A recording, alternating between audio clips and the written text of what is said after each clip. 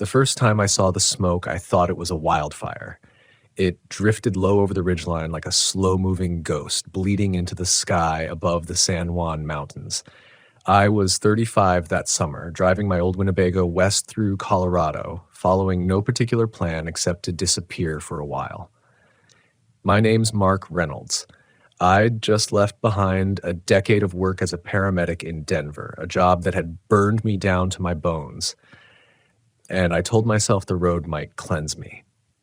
I didn't tell anyone that what I really wanted was to forget the faces that still woke me at night, the ones I couldn't save. I'd been camping alone for weeks, hopping from Forest Service roads to half-forgotten RV pullouts. The last stop before it all started was a place the map called Ash Creek Hollow, though no one I met in town seemed to recognize the name.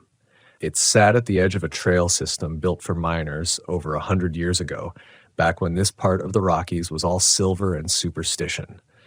The locals at the gas station had warned me not to take the old fire road up there after dark, said it washed out and wasn't maintained anymore. But something about the name stuck with me. Ash Creek Hollow.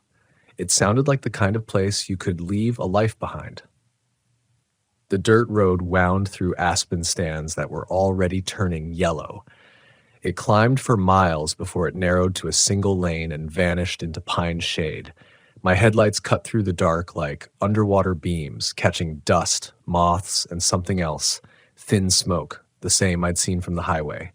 I remember thinking it must have been someone's campfire, but there was no glow, no movement. Just the smell, faint and bitter, like burned cedar. When I found the clearing, it looked like it hadn't been used in years. The fire ring was overgrown with moss, and an old picnic table leaned at a tilt, its planks split by frost. But it was quiet, and I needed quiet more than anything. I parked the RV near the tree line, leveled it out, and stepped outside into the wind. The air felt colder than it should have, like the mountain had its own breath. I didn't see any signs of other campers, just a few old tire ruts in the mud that ended abruptly near the creek. That night, as the generator hummed softly, I cooked some canned soup and listened to the wind play through the pines. There was something soothing about the isolation, the way silence pressed in around you until it felt almost alive. I thought about calling my sister, letting her know I was okay, but the signal was gone. It didn't matter. I told myself I was fine. Around midnight, I woke to a faint tapping sound. At first, I thought it was just a branch brushing the RV siding, but then it came again. 3 soft knocks, evenly spaced on the rear door. I sat up, my pulse pounding. The sound stopped. The air outside had gone completely still. I reached for my flashlight, the one I kept clipped to the wall, and slid to the floor as quietly as I could. Through the rear window, I saw nothing but the dim glow of the forest. No footsteps, no shadows, just that lingering scent of smoke. I told myself it had to be an animal, a raccoon, maybe a bear sniffing around. I'd seen both on this trip, but even as I lay back down, my gut twisted. The knocks had been too deliberate. 3 precise taps, like someone trying not to wake you but still wanting to be heard. The next morning, I found no tracks near the door, no signs of wildlife at all. Just a small pile of gray ash beneath the rear bumper. When I touched it, it was still warm. That's when the unease started. Quiet at first, like a whisper that sits behind every thought. I almost packed up then. Almost. But I'd come here to face my ghosts, not run from them. I decided to hike up the old miner's trail behind the campsite, thinking the exercise would clear my head. The path climbed sharply through spruce and fir, slick with morning dew. About half a mile up, I passed an old trail marker, a carved wooden post half rotted at its base. Someone had scratched a word into it with a knife. Forgive. The letters were jagged, almost frantic. I laughed it off, told myself it was just some hiker's attempt at art. But the words stuck in my head as I walked. The trail ended at a ridge overlooking a narrow valley choked with pines. From there, I could see the remains of what must have been a mining camp. Rusted equipment, a collapsed shaft, and the faint outline of stone foundations. But what caught my eye was a blackened circle in the center of the clearing, like the ground itself had been burned. Even from that distance, I could smell the same charred scent that had drifted to my campsite.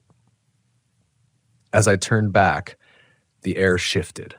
The wind rose suddenly, carrying with it a faint sound, almost like someone whispering my name. It was so soft, I thought it was a trick of the breeze. But when I stopped, it stopped. When I moved again, it followed, threading through the trees behind me. I hurried back down, heart hammering, telling myself it was just the forest playing games. By the time I reached the RV, the sky had darkened again, and the smoke had returned. Thin, low, crawling along the ground like fog. My eyes burned as I backed away from the tree line. There was no fire, no source, just the smell of burned wood and something sharper underneath, like metal or bone. That night, I didn't sleep. I kept the flashlight on the whole time, waiting for the knocks to come back. They didn't. Instead, sometime after 2, I heard faint footsteps circling the RV. Not heavy, light, almost barefoot. They moved slowly, deliberately, crunching the needles just beyond the door. I froze, barely breathing. When the sound reached the front end, it stopped. Then something brushed the glass of the driver's window. A handprint, faint but visible in the condensation when I checked at dawn. 5 long fingers, smeared with soot. I left Ash Creek Hollow that morning, telling myself I'd just find another spot farther down the valley. But when I reached the main road, I realized something I can't explain. The GPS said I hadn't moved at all. The odometer hadn't changed. And when I looked in the mirror, the smoke was still rising from the trees behind me, no matter how far I drove. By evening, the road curved back into a landscape I didn't recognize. Same mountains, same pines, but the markers were different, the mile signs rusted, unreadable. I pulled over at another clearing almost identical to the first one. The fire ring was still there, the same warped picnic table. And when I stepped out, I saw my own tire tracks already in the dirt. That's when I realized I hadn't left at all. And the whisper, the one I'd heard up on the ridge, came again, clearer this time, right beside me. It said my name. It said, "Forgive." The cold hit me so hard I couldn't breathe. Somewhere out there in the trees, the smoke thickened into shapes, human, half-formed, like silhouettes of those I'd lost. They reached toward me, faces burned, eyes hollow. And for the first time since I'd started running, I understood. This place wasn't holding me hostage. It was showing me something I'd buried long ago, something I'd done. I didn't want to believe what I was seeing. The smoke moved like memory, shifting, breathing, almost aware of me. I stumbled backward toward the RV, heart slamming against my ribs. My flashlight beam cut across the clearing, catching fragments of faces in the drifting haze. They weren't solid. They flickered in and out like reflections on water. But I knew them. One after another, features from the edges of old nightmares surfaced. There was the teenage boy from the wreck on I-70, the one who had begged me to stay awake while I tried to keep him breathing. The old woman whose hand I held as the fire consumed her house before help arrived. All those faces I'd carried for years, they were here, burned into the smoke, whispering the same word over and over. Forgive. I slammed the RV door and locked it. My hands were shaking so badly I could barely find the ignition. The engine coughed to life, but the headlights only lit up a wall of gray. I couldn't see the road, couldn't see anything. I threw it in drive anyway and crept forward, half blind, feeling the tires bump over rocks.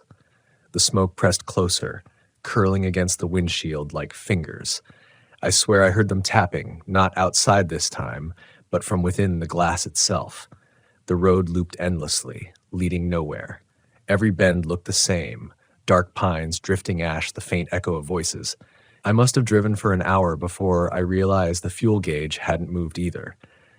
The dashboard clock blinked 2:17 a.m. It had been 2:17 since I'd started. I stopped the RV and sat there in the hum of the engine, trying to steady my breathing. I told myself it had to be carbon monoxide, fatigue, trauma, something rational. But when I opened the driver's door for air, the smoke didn't pour in. It was already inside. I could smell it in my clothes, taste it in my throat. I reached for my radio, the one I always kept for emergencies, but all I got was static. Beneath the static, faintly, a voice said my name, not shouting, calm, measured. It sounded like my old partner, Sarah. She'd been with me the night everything changed. I froze. Sarah had died 3 years ago, burned alive when our ambulance overturned in a canyon fire. I'd gotten out. She hadn't. The voice said, "You left me there." I don't remember dropping the radio, but I must have. The next thing I knew, I was outside again, stumbling through the smoke, calling her name. I didn't care if it was real. I just needed to hear her again. The forest swallowed my voice. The air shimmered with heat that didn't burn. Shapes began to form between the trees, charred outlines of old cabins, the remnants of a ghost town. I could hear the faint creak of wagon wheels, the cough of miners in the dark. Ash Creek Hollow hadn't been abandoned. It had been buried. I found the clearing from the ridge again, though I don't remember walking that far. The burned circle in the earth still smoked faintly, pulsing like a heartbeat. I knelt at its edge, dizzy, and realized the soil wasn't charred. It was made of fine gray dust. Ash. Human ash. The whispers rose to a low hum. I could feel them circling me, pulling me toward the center. The air trembled. When I looked down, the ground seemed to open like breath, revealing flashes of light, fire, sirens, twisted metal. I saw myself from above, dragging Sarah toward the wrecked ambulance, the flames already curling across the road. She'd been pinned. I'd tried to free her. I had seconds. I'd made a choice. I'd run. The wind roared through the pines. Smoke erupted upward, forming a wall around me. The faces inside it were no longer vague. They were clear, alive, accusing. Their mouths opened in unison, but the sound wasn't words anymore. It was the crackle of burning wood, the hiss of oxygen feeding flame. I dropped to my knees, choking. I shouted that I was sorry, that I hadn't meant to leave her, that I'd thought she was right behind me. But the smoke didn't stop. It pressed against me, hot and suffocating, searing my skin. I felt myself falling forward into the pit of ash, into the memory I'd been running from since that night, and then silence. When I opened my eyes, I was back in the RV. Morning light filtered through the blinds. The air was clear, cold, quiet. The smell of smoke was gone. For a second, I thought I'd dreamed everything. But then I saw it, the word forgive etched into the condensation on the window. I sat there for a long time, staring at it until it began to fade. I drove down from Ash Creek Hollow that afternoon. This time, the road was real. The GPS worked. The odometer moved. But when I stopped at a diner an hour later, the waitress wrinkled her nose and asked if I'd been near a fire. I told her no, not recently. She looked at me funny, then said something I can't forget. There haven't been any fires in that valley for 50 years. Nothing grows there anymore. Just ashes. That night, parked beside a quiet lake 2 towns away, I built a small fire. I watched the flames for a long time, letting the crackle fill the space between thoughts. I thought of Sarah, of the faces in the smoke, of all the people I'd failed to save. For the first time in years, I didn't turn away from them. I let them come. I whispered that I was sorry, that I remembered them. The wind stirred gently, carrying a faint trace of cedar and burned wood. When I finally lay down to sleep, I dreamed of a road that didn't loop back on itself, a road that kept moving forward. The next morning, the ashes from the fire were gone, carried off maybe by the breeze, or forgiven. But sometimes, when I drive through mountain passes at night and the mist curls low across the road, I catch that same scent again, faint and sharp like burned cedar. And somewhere in the hum of the engine, I still hear her voice. It doesn't say forgive anymore. It says keep going. I used to think reflection was the one thing you could trust. The mirror, the still water, the dark window at night, it always gave back what you showed it. But after what happened at that campground in Southern Oregon last fall, I'm not so sure anymore. My name's Daniel, 42 years old, part-time photographer, full-time RV traveler since my divorce 3 years ago. I'd been on the road long enough to know how silence can start to sound alive after a while, and how you can talk yourself out of believing the things you see when there's no one else around to confirm them. That week, I was heading north along Highway 97, chasing early autumn light for a photo project. Mist over reservoirs, gold brown hills, the kind of still beauty that feels a little too quiet. I pulled into a place called Mirror Campground.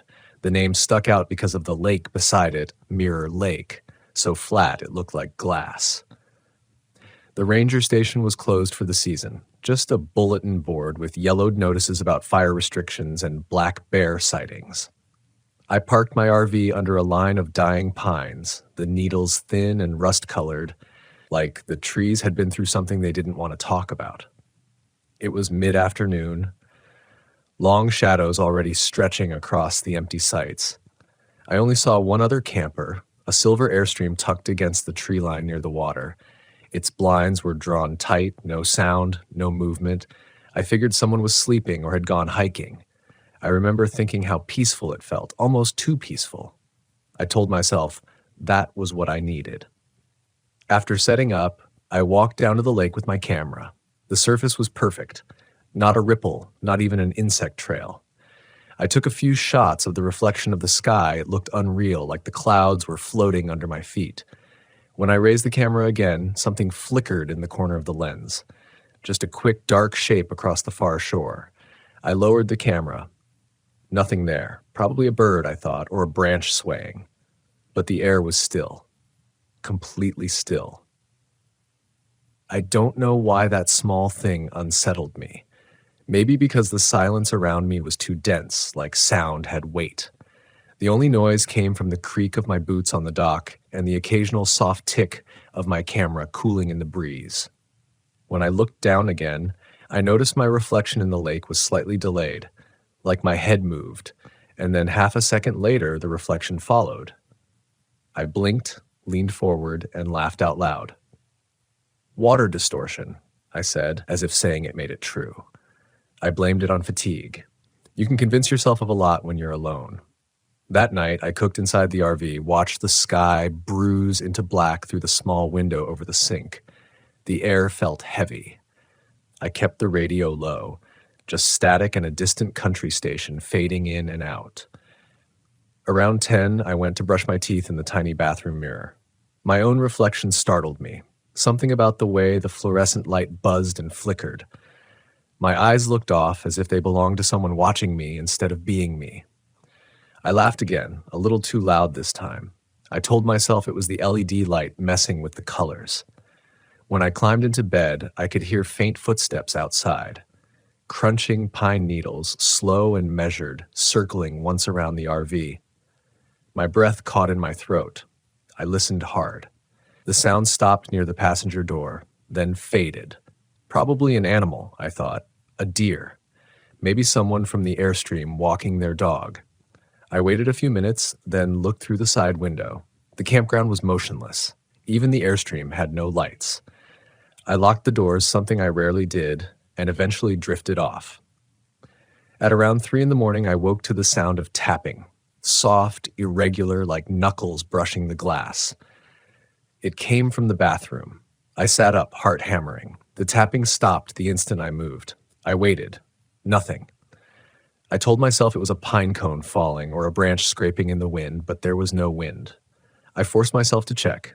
The bathroom was empty, mirror catching the faint blue light of the moon.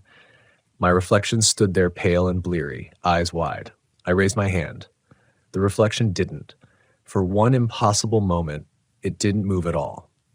Then, just as my mind began to fracture with panic, it caught up, lifting its hand a half second later as though on a delay again. I whispered, "No." My voice sounded strange, hollow. I rubbed my eyes, looked again. Everything was normal.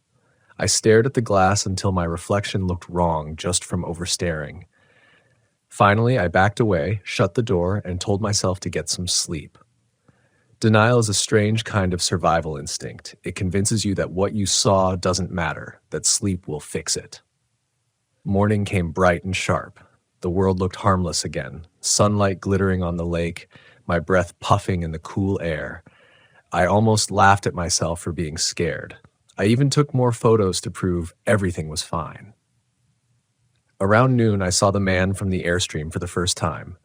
Tall, gray-haired, wearing flannel and work boots. He waved from a distance but didn't come closer. When I walked toward him, he turned abruptly and went back inside. His reflection lingered on the lake longer than he did, just for a moment. I didn't mention that to myself until much later. That afternoon, I drove into the nearest town, Lapine, to get coffee and signal. When I came back near sunset, the airstream was gone. No tire tracks, no engine noise, just gone. I thought maybe he'd left earlier and I hadn't noticed. The emptiness felt heavier now, like the air itself was holding its breath. I built a small fire, sat outside with a beer, watching the orange glow flicker across the water. That's when I saw it again. My reflection in the lake, maybe 20 feet away from the dock. It was me, sitting by the fire, but it wasn't in sync. When I tilted my head, it delayed. When I lifted the bottle, it didn't. It just stared, faintly smiling, a perfect copy with one detail off. The eyes. They looked calmer than mine, almost pitying. I stood, heart stuttering. The reflection didn't. It stayed seated, calm, still watching. Then, as ripples spread from some unseen disturbance, it shifted movement, like a head turning just slightly to the left, even though I hadn't moved. I backed away from the shore, whispering, "Stop." My own voice sounded too loud. The reflection smiled wider, then blurred as the water rippled. When the surface settled again, it was gone. I spent the next hour convincing myself I'd imagined it. I went over every possibility. Light angles, fatigue, some trick of vision. I said all the logical words out loud like talismans, refraction, distortion, pareidolia. Anything but what it seemed. That's the thing about fear when you're alone. It doesn't shout at first. It whispers in scientific terms, like it's trying to reason with you. By the time I crawled into bed again, my nerves were electric. I kept my eyes shut, pretending sleep, but I could hear something faint under the wind. A wet sound, like a finger dragging across glass. When I finally opened my eyes, I saw my own faint reflection in the dark TV screen at the end of the RV. The shape smiled before I did, and that's when I realized the mirrors weren't the problem. The reflections were. I didn't sleep that night. Every time I closed my eyes, I'd see that half-second delay, like the world wasn't matching up with itself. The inside of the RV felt smaller than ever. The kind of small that makes your skin crawl because there's nowhere to go that isn't near a reflective surface. I covered the bathroom mirror with a towel, turned the TV to face the wall, and shut the blinds so I couldn't see my own reflection in the window. It sounds crazy now, but even then I kept telling myself it was stress, just stress. I'd been on the road for weeks, eating poorly, sleeping worse. I just needed to rest, that's all. That's what I told myself when something inside me whispered that the reflection had smiled first. By sunrise, fog had rolled off the lake and settled low around the campsites, a heavy white curtain that blurred everything. The trees were silhouettes. The air smelled faintly metallic, like wet iron. I stepped outside barefoot, mug of coffee in hand, and tried to laugh at my own paranoia. My reflection in the coffee surface looked normal, too normal. I poured it out and made a new cup. Around mid-morning, I saw tire tracks near the space where the airstream had been. I hadn't noticed them the day before.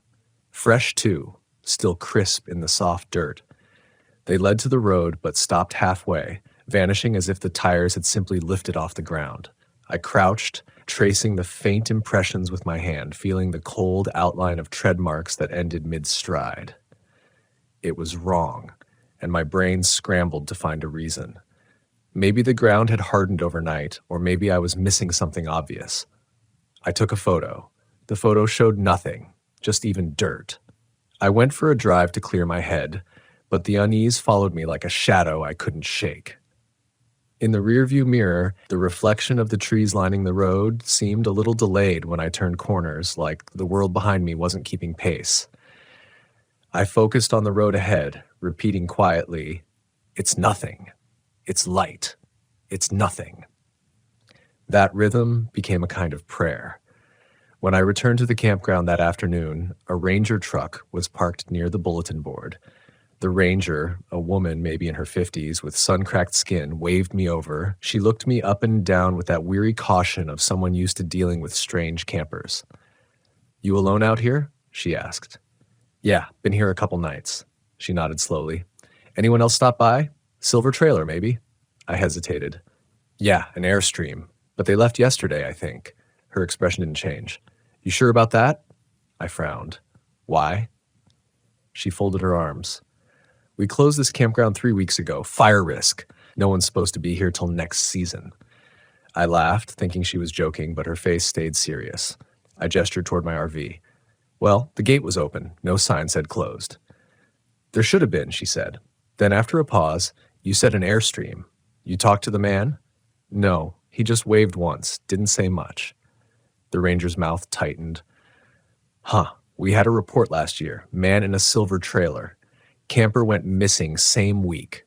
Folks said the reflection on the lake looked off." She said it like it was a thing people said too easily, a campfire myth she didn't quite want to believe herself. I tried to sound casual. "Probably just stories. Probably." She scribbled something on her clipboard. "I'll have to lock the gate tonight. You should clear out before dusk." "Yeah," I said. But I didn't leave, not right away. Something in me wanted to stay, to prove to myself that this place wasn't haunted, that I wasn't slipping. Fear does strange things. It can turn curiosity into defiance. That evening, I stood at the edge of the dock as the sky went bruised purple. The lake was glass again. No ripples, no wind, just silence pressing down like weight. My reflection looked back, calmer than I felt. I moved my hand. It followed perfectly. I turned my head. It matched me. Relief started to rise in my chest. Then, right before I could exhale, the reflection blinked twice. Slow, deliberate, while my eyes stayed open. I froze. My throat went dry. I whispered, "No." The reflection smiled. That same faint, knowing smile. I stumbled backward off the dock, scraping my hand on the wood. My breath came in ragged bursts. "No, no, no." The reflection didn't vanish. It just kept smiling, faint ripples distorting its face but never breaking it apart. I ran back to the RV, slammed the door, and sat there shaking, listening to the silence outside like it was breathing. I started the engine. It sputtered once, then died. Tried again, nothing. The battery light flickered and went out. I grabbed my phone, but there was no signal, just a blank screen where the bars should be. That's when I heard the knock. 3 soft raps on the side of the RV near the bathroom door. Not outside, inside. I stared at the door. My reflection in the microwave glass caught my eye. It was me, but its mouth was moving, whispering something I couldn't hear. I threw a towel over the microwave, heart slamming, and back toward the driver's seat. Another knock. This one slower. Closer. I forced myself to open the bathroom door. The towel I draped over the mirror was gone. My reflection stood there, smiling faintly, hand raised as if to knock again. Its lips moved, and this time I heard it. Soft, deliberate words. "You're late." I slammed the door and stumbled outside into the fog. The air was freezing, my breath coming in white bursts. I ran toward the lake without meaning to, drawn by something like static in my chest. The water shimmered with faint light, reflecting the campfire I hadn't lit. My reflection stood in the water now, waist deep, motionless. "Stop it!" I shouted. My voice bounced off the fog and came back smaller. The reflection tilted its head. Then I realized it wasn't standing on the water. It was standing under it, just beneath the surface, looking up at me. I took a step closer before I could stop myself. The air was filled with that metallic smell again, stronger now. Something about it made my teeth ache. The reflection reached up a hand. The water didn't ripple. Its fingertips stopped just below the surface, perfectly still. I wanted to run, but my body didn't listen. I leaned forward as if hypnotized until my reflection's eyes met mine exactly. That's when I saw it, the tiny delay like a film reel slipping one frame behind. I turned my head fast, trying to break the illusion, and my reflection didn't follow. It just stayed there, watching. Then it smiled again, wider this time, and the sound that came from the water wasn't human. A low hum vibrating through the wood of the dock through my bones. I stumbled backward and ran. Behind me, the lake stayed still. The reflection didn't chase me, but as I climbed into the RV, every surface that could reflect anything, metal, glass, even the chrome on the faucet, showed that same calm face smiling faintly from just a half second behind. That was the first night I stopped denying something was wrong. But by then, it was already too late. I left before sunrise. I didn't bother with coffee or breakfast, didn't even check my mirrors when I pulled the RV out of that site. I just drove, eyes fixed on the road, hands shaking so bad I could barely keep straight between the faded lines. I remember the fog swallowing the trees as I pulled away from Mirror Lake, like the world was closing behind me, sealing whatever I'd seen back inside. I told myself that once I hit the main road, once I saw another car, another person, I'd laugh this whole thing off. But even as the miles passed and the pines thinned into open plain, I couldn't shake the feeling that something was still watching me, from just behind or just beneath. By the time I reached Lapine, daylight had broken, harsh and white through the windshield. I pulled into a diner on the edge of town and sat inside for over an hour without ordering anything, just staring at my reflection in the window glass. It looked fine, normal, but I couldn't help noticing the smallest lag when I blinked, just once. So faint I almost convinced myself it didn't happen. I rubbed my eyes until they burned, until my own tears blurred everything back into sync. The waitress must have thought I was hungover or worse. She poured me coffee without asking, her bracelets jangling softly as she set the cup down.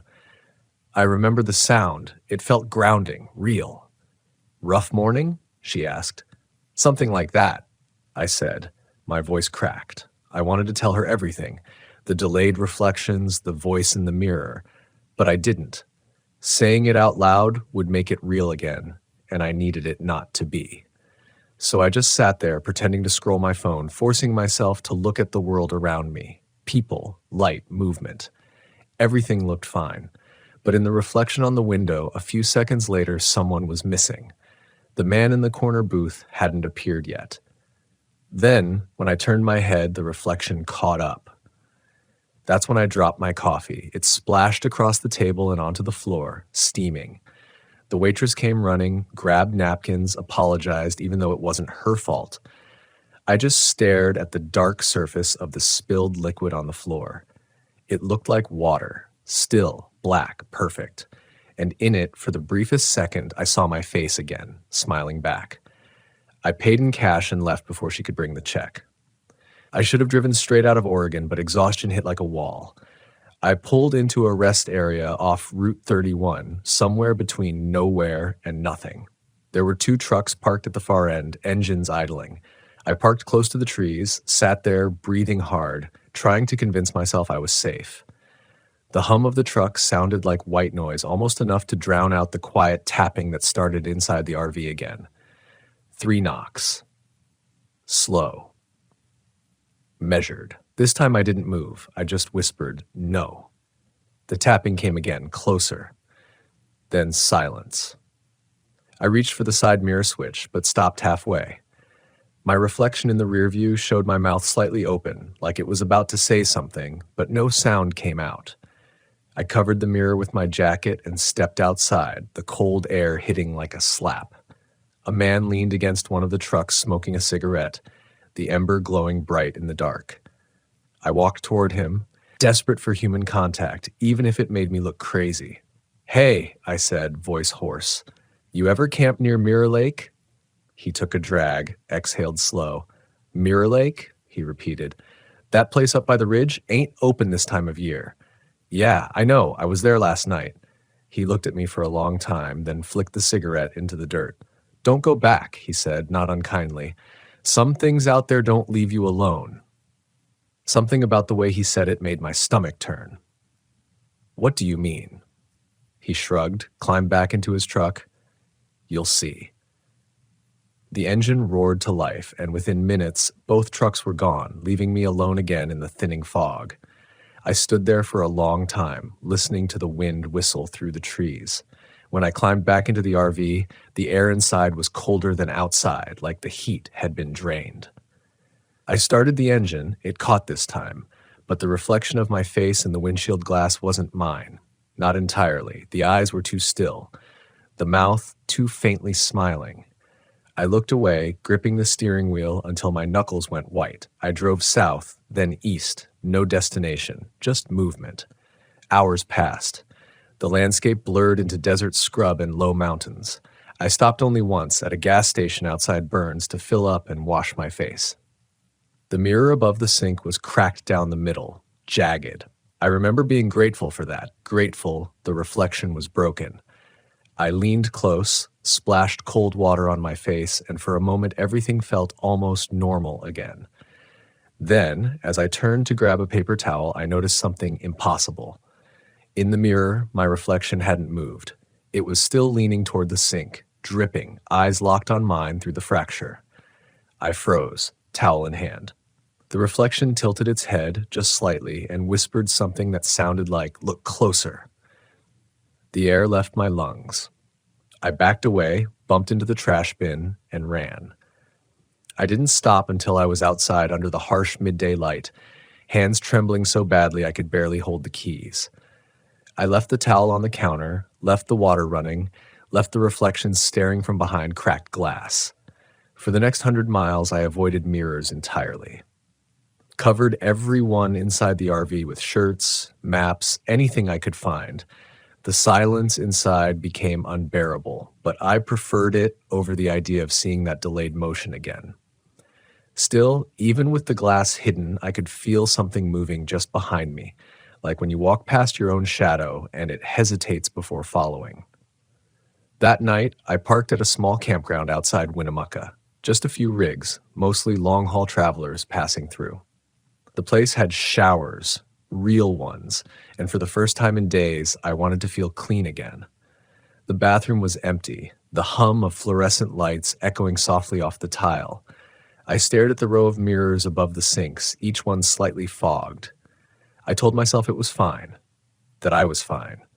I turned on the shower, steam filling the room, the sound of running water calming me for the first time in days. I closed my eyes under the spray and tried to let it all rinse away.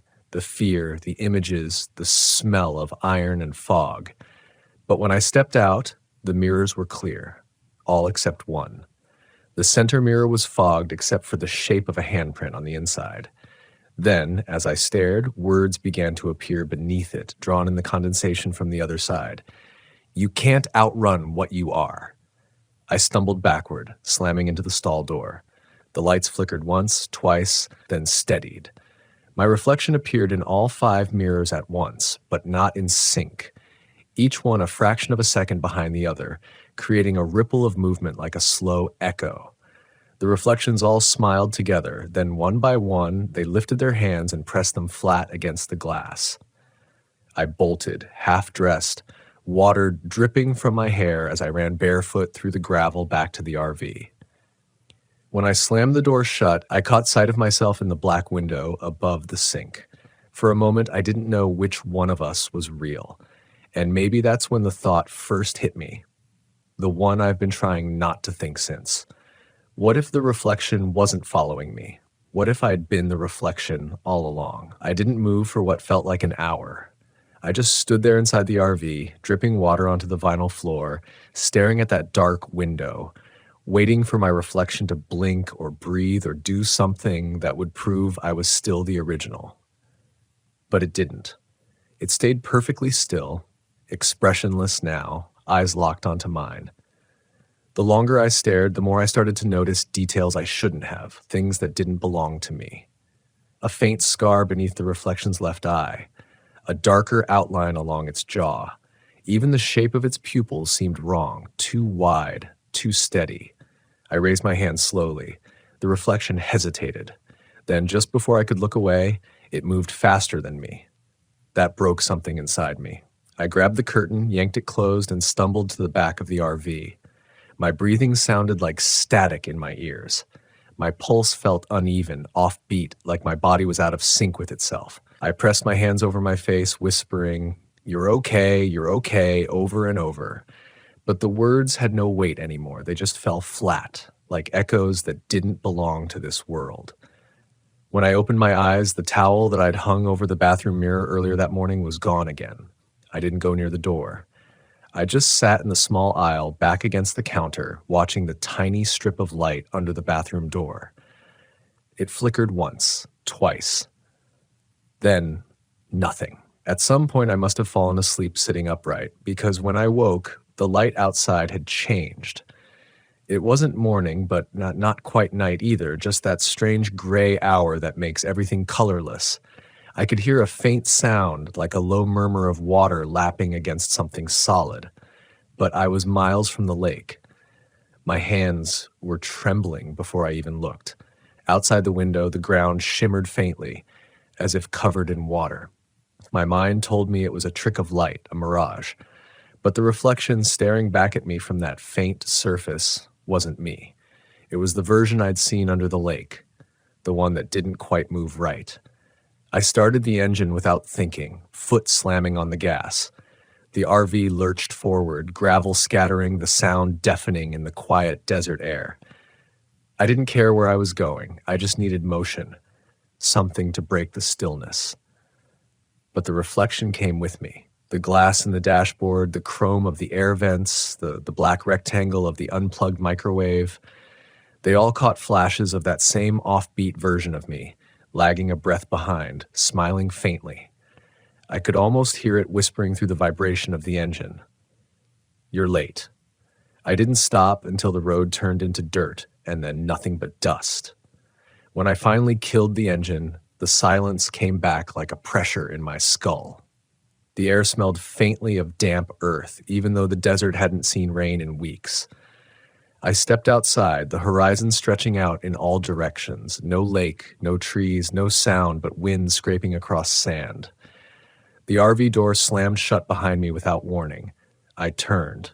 The reflection was there in the glass of the door, clearer than it had ever been. It didn't mimic me. It just stood there, still as death, watching. "I'm not afraid of you," I said, but the words came out hollow. The reflection tilted its head and my stomach dropped. Because behind it, inside the reflection of the RV, I could see something moving. Not another me. Not exactly. More like shapes. Outlines of figures standing shoulder to shoulder in the dim interior, faces blurred, all watching through the glass. I took a step back. The reflection smiled wider, then lifted its hand and pressed it against the inside of the window. The glass began to mist over where its palm touched at like breath from something that shouldn't breathe. I stumbled backward until I hit the dry earth, scrambling to my feet. I ran around to the other side of the RV, and for a moment everything was gone. The reflections, the figures, all of it. Just me and the wind and the taste of dust in my mouth. Then I saw something glinting in the distance. It looked like water. Impossible out here, but it shimmered under the fading sun, perfectly still. I walked toward it, light, every step crunching through gravel until I stood at the edge of a shallow basin maybe 50 feet wide. It was filled with a thin layer of clear water, no more than an inch deep. A mirage made real. I stared down into it, and my reflection looked back from the center, not the surface, from beneath. Its eyes moved slower than mine, and it was smiling that same patient smile. Around it, faint ripples spread outward, though there was no wind. "Why me?" I whispered. My voice cracked in the emptiness. The reflection's lips moved, but I couldn't hear the words. I knelt down, the dry heat burning my knees through my jeans, and leaned closer. The reflection mirrored me for a moment. Then it didn't. It leaned back, still smiling. Then slowly it lifted its hand as if beckoning me closer. I said, "You're not real." It mouthed, "You're not either." The ground beneath me trembled. Just once, like something deep under the basin was shifting. I jumped back, heart racing, eyes darting to the RV. For a moment, I saw something in its windows. Every pane of glass filled with my face, multiplied dozens of times, all looking in different directions, each slightly delayed. Some expressions calm, some furious, some blank. I started running. I didn't even know where I was running to. I just needed distance. The reflection's voice, my own voice, seemed to echo from everywhere at once. "You left us behind." I tripped, fell hard, skinning my palms on the sharp earth. When I looked up, the world had shifted. The horizon shimmered like liquid. The ground beneath me was damp. The air smelled like fog again, the way it had at Mirror Lake. I blinked hard, disoriented. My RV wasn't where I'd left it. The desert had become trees, pine needles, damp earth. I was back. Back at Mirror Campground. The dock stretched out before me, half rotted, the same faint hum of the water below. My reflection waited at the end of it, standing still, head slightly tilted. I stepped forward, barefoot, each plank creaking under my weight. My reflection didn't move. I reached the edge of the dock and looked down. The water was too dark to see through, but I could feel it moving, pulsing like breath. Then the reflection spoke, not through sound, but through vibration, through the trembling of the air around me. "You shouldn't have left," it said, the words low and steady. "You took my place." I didn't. "You did," it said. "When you looked too long, when you believed the wrong one." I shook my head, tears blurring my vision. I just wanted to leave. "And now," it said softly, "you will." The reflection smiled one last time, and then it reached up through the water.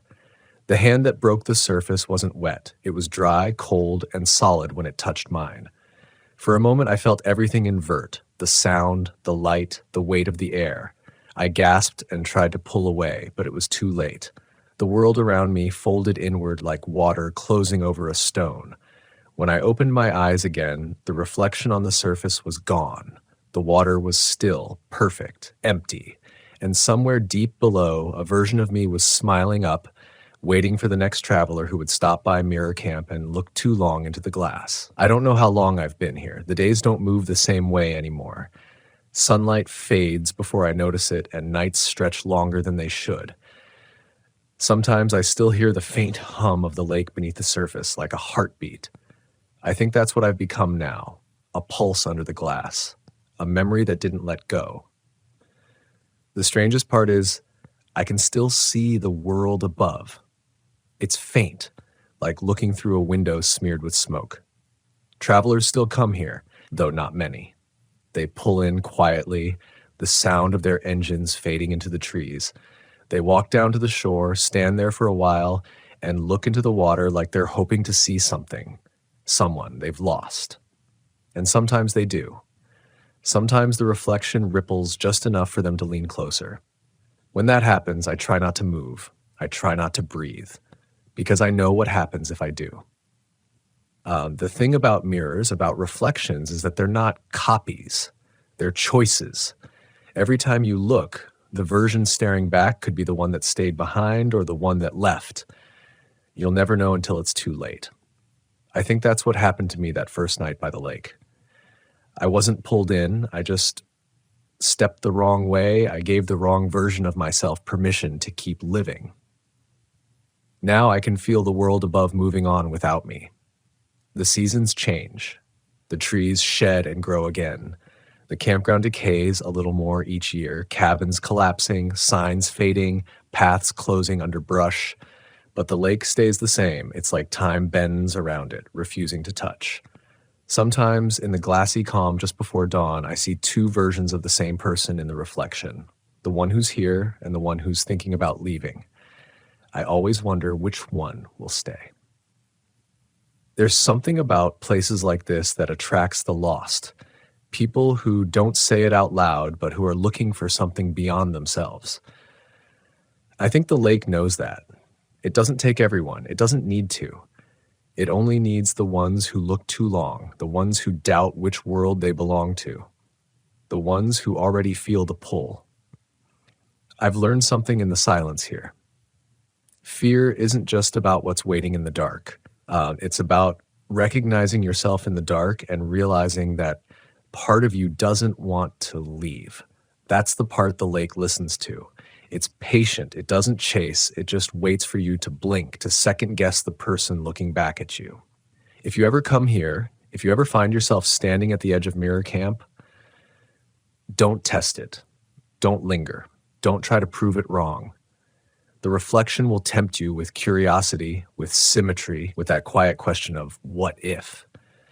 But once you ask it, once you wonder who's really looking out of those eyes, it's already too late. I used to think I was running from something, memories, mistakes, the pieces of myself I couldn't face. Maybe that's why I loved the road, why I loved camping so much. Out there, every place is temporary. You can drive far enough to forget, but the lake doesn't let you forget. It shows you everything you thought you'd left behind. Sometimes I wonder if my RV is still parked somewhere nearby, engine cold, windows fogged, maybe it's empty. Or maybe there's someone inside now, living my life, speaking in my voice, wearing my hands. Maybe that version of me finally found peace. Or maybe he's still driving, still running, thinking the thing behind him is just memory. I don't know which is worse, but I've also realized something else. Maybe the reflection isn't evil. Maybe it's not a curse or a trick or a punishment. Maybe it's a mirror because that's what we need most, to see ourselves clearly before we disappear. I wasn't taken by the lake, I was shown who I really was. Someone afraid of stillness, someone who ran so long that he forgot what it felt like to belong anywhere. And when the reflection offered me stillness, I mistook it for safety. Now I have all the stillness in the world. There's a certain peace in that. When the moonlight hits the water just right, everything turns silver, and I can almost feel weightless again. The cold doesn't bite anymore. The dark isn't hostile, it's just quiet. And in that quiet, I've started to hear something else. Voices. Not whispers of horror, but of memory. People talking softly around campfires, the laughter of strangers, the sound of footsteps on the dock. Maybe those are the echoes of others like me, or maybe they're just the lake remembering all the lives that passed through. Either way, it's not lonely. Not really. If I could speak to the next traveler who stops here, I think I'd tell them this. You can't outrun the parts of yourself that scare you. You can only face them. You can only look long enough to understand them, but not so long that they pull you under. There's a balance to it, a line you can't see until you cross it. And maybe that's what makes places like this sacred in their own way. They remind us that fear has a purpose. It keeps us aware. It reminds us that we're alive. Because when you stop feeling fear altogether, when everything goes still and silent and calm, that's when you've gone too far.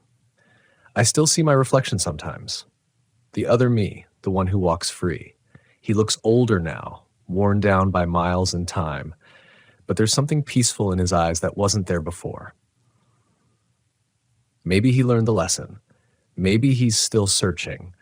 I hope he finds something I couldn't. And if you ever see me, if you ever pull into a forgotten campground by a quiet lake and catch a glimpse of someone standing by the shore, still and patient, don't wave. Don't call out. Just keep driving. There's nothing for you here but a mirror that remembers too much. Because the truth is, the reflection isn't waiting to hurt you. It's waiting to see if you recognize it. And if you do, it's only fair that it takes your place. And somewhere deep beneath that perfect glass, another version of you will open its eyes and smile, whispering the same words I once did, the same lesson carved into the silence of this place. Sometimes what we're running from isn't behind us. It's waiting in the reflection, patient, familiar, and willing to take our hand the moment we forget which side of the glass we're on. The lake doesn't steal. It remembers. And now I do too. I used to believe that disappearing acts only happened in the news. A strange headline you scroll past while sipping coffee. Something unsettling but distant, meant for someone else. But that belief shattered the night I realized how close vanishings could come to you. My name is Aaron, 35 years old, a weekend adventurer who thought Yosemite National Park was the perfect place to introduce my girlfriend Naomi to Volkswagen camping. It was going to be a simple trip, the open road, a chilly October breeze, and the two of us embracing the silence of the mountains. But silence has a way of turning against you when the world suddenly decides you're not alone. Yosemite has a certain grandeur that makes you feel small in the best way. Towering granite walls, trees that seem older than time, the kind of starlit nights that make your chest swell. I'd camped here before, back when I was younger, reckless, and terrified of very few things. I didn't know back then that people went missing here more often than anyone wants to admit. I didn't know that some families drive in but never drive out. Yosemite doesn't erase them. It just swallows whatever it wants. We arrived just before dusk, our Volkswagen camper humming along the Tioga Road as the sun dropped behind the ridges. Naomi was leaning forward in her seat, staring at the cliffs, blotting out the sky. She looked like she was breathing in the fresh air just to prove she was alive. For months, she'd talked about wanting a break from the stress of city life. Always more screens, more emails, more noise. I promised her quiet. I didn't realize quiet isn't always safe. We pulled into a smaller campground, one I'd found on a backcountry forum. A little more isolated than the family-friendly loops. The kind of place where Volkswagen campers blend into the trees, where you're supposed to feel harmony with nature. But the first sign that something was off came before we even parked.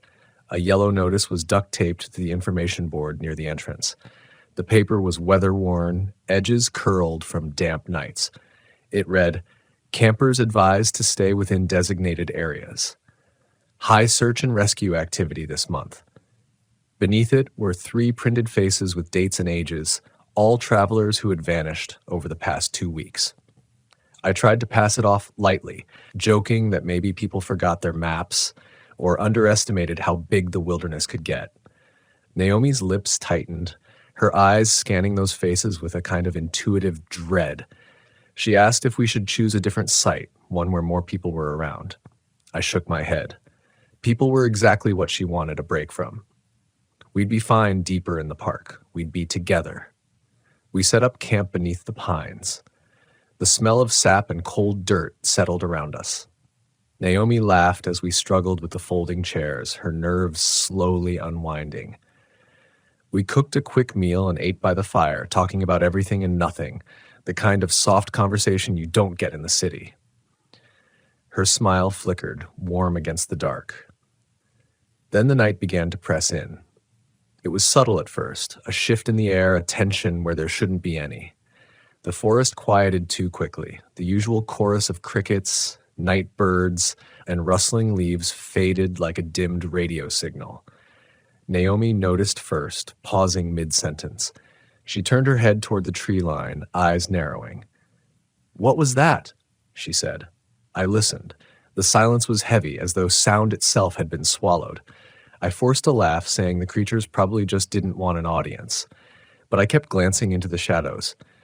I don't mind admitting that even experienced campers get spooked by sudden quiet. It's the kind of silence that feels like waiting, like something out there is holding its breath, deciding what to do with you. We climbed into the van early, locking the doors like it mattered.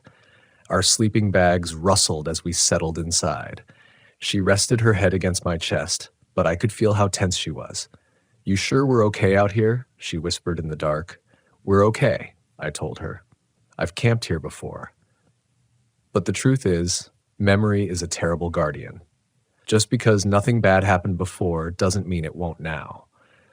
The first knock happened around midnight, a soft tap against the rear door of the van, not the wind, not a branch, a knuckle dragging slowly downward across the metal. Naomi shot upright, her breath caught like a trapped bird in her throat. I held still, as if motion alone could draw attention. The sound stopped. The silence returned, thicker, more deliberate. We stayed frozen. Seconds passed. Minutes. I tried convincing myself it might have been an animal, but animals don't knock. They scratch, they scurry, they paw. They don't trace their fingers along the door of a sleeping couple's van. When I worked up the courage to peek out the back window, everything outside was still, just the glow of the moon between the pines.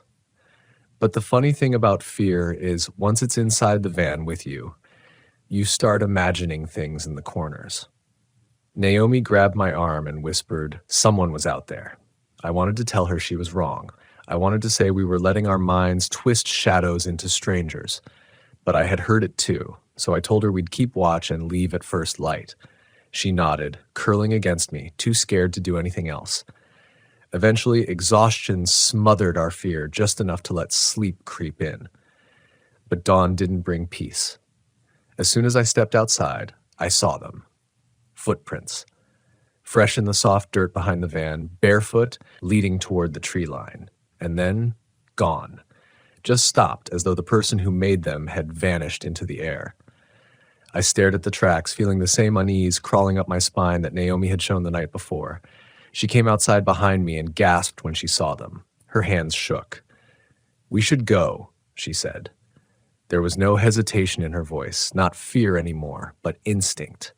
The kind you don't ignore if you want to live. I agreed. We packed fast, slamming chairs into the back, barely caring if the pans were dirty or if the stove was cool. I turned the key. Nothing. The engine didn't even cough. Just a dead, heavy silence. Naomi looked at me, panic breaking through the thin layer of composure she had left. "What do we do now?" Before I could answer, a figure emerged from the forest, a lone man wearing a ranger jacket. His uniform was disheveled, hair too long, eyes unfocused like he hadn't slept in weeks. He raised a hand in greeting but didn't smile. "You folks all right?" he called. I hesitated, glancing at the footprints again. They were small, too small for his feet. But we needed help. We needed a working engine, and most importantly, we needed to leave. That's what I told myself. But standing there, with Naomi's heartbeat thundering in my hand, I realized something. Help doesn't always come to save you. Sometimes it arrives to make sure you never leave. He stepped closer, boots hardly making a sound on the pine needles. Something in his movements felt wrong. Slow but too smooth, like he was moving through water while we were stuck in thick air. Naomi clutched my wrist, pulling herself half behind me, and I tried to stand taller. Useless instinct, but instinct all the same. "The engine won't start," I said, my voice sounding smaller than I intended. The ranger inspected the front of the van without touching a thing. His eyes swept over the grill, the tires, the hood, but he never leaned in for a closer look. He wasn't actually checking anything, just pretending to play the part of someone who knew what he was doing. "Engines die in the cold out here," he said. "You're lucky I came by when I did." His tone was flat, emotionless, like he was reading from a manual about how humans speak. Naomi tugged my sleeve lightly, a tiny message that said, "Don't trust him.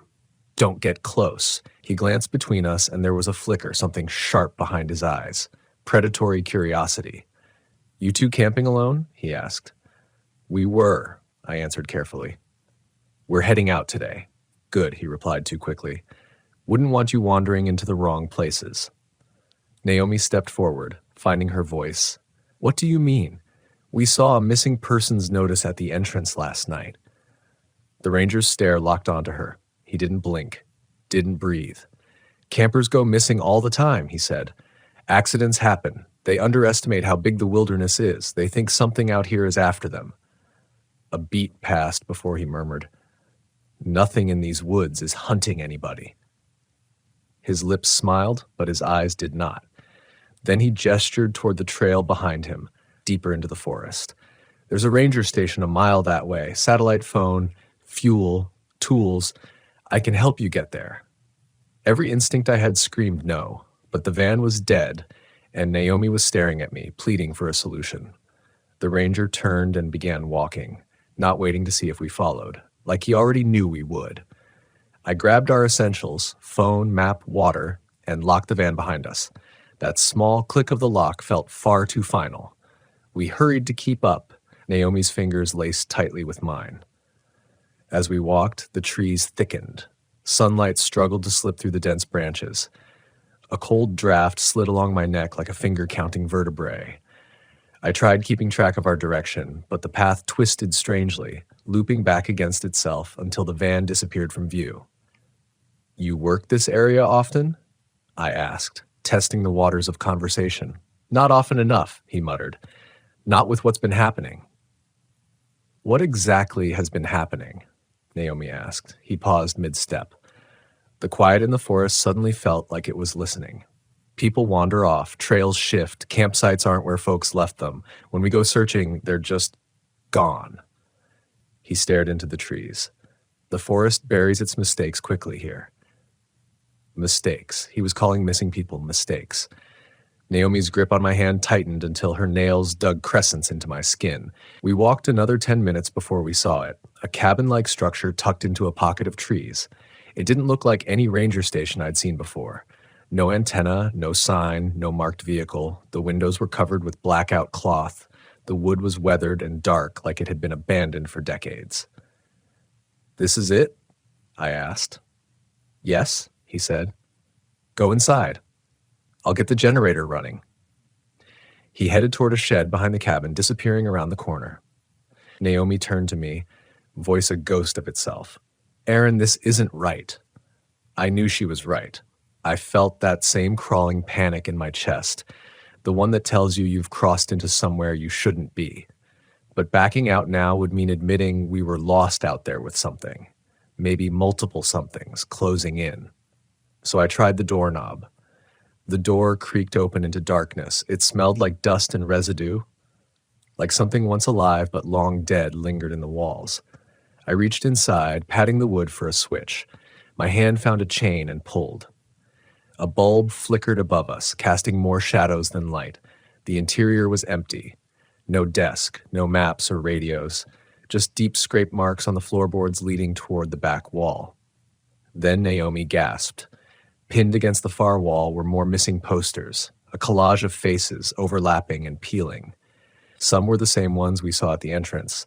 Others had handwritten dates. Some faces looked familiar, like I'd seen them in a crowd once, or maybe in a dream. But one photo stood out. It was taken at the exact campsite we slept at. The fire pit, the trees, the slanted ground.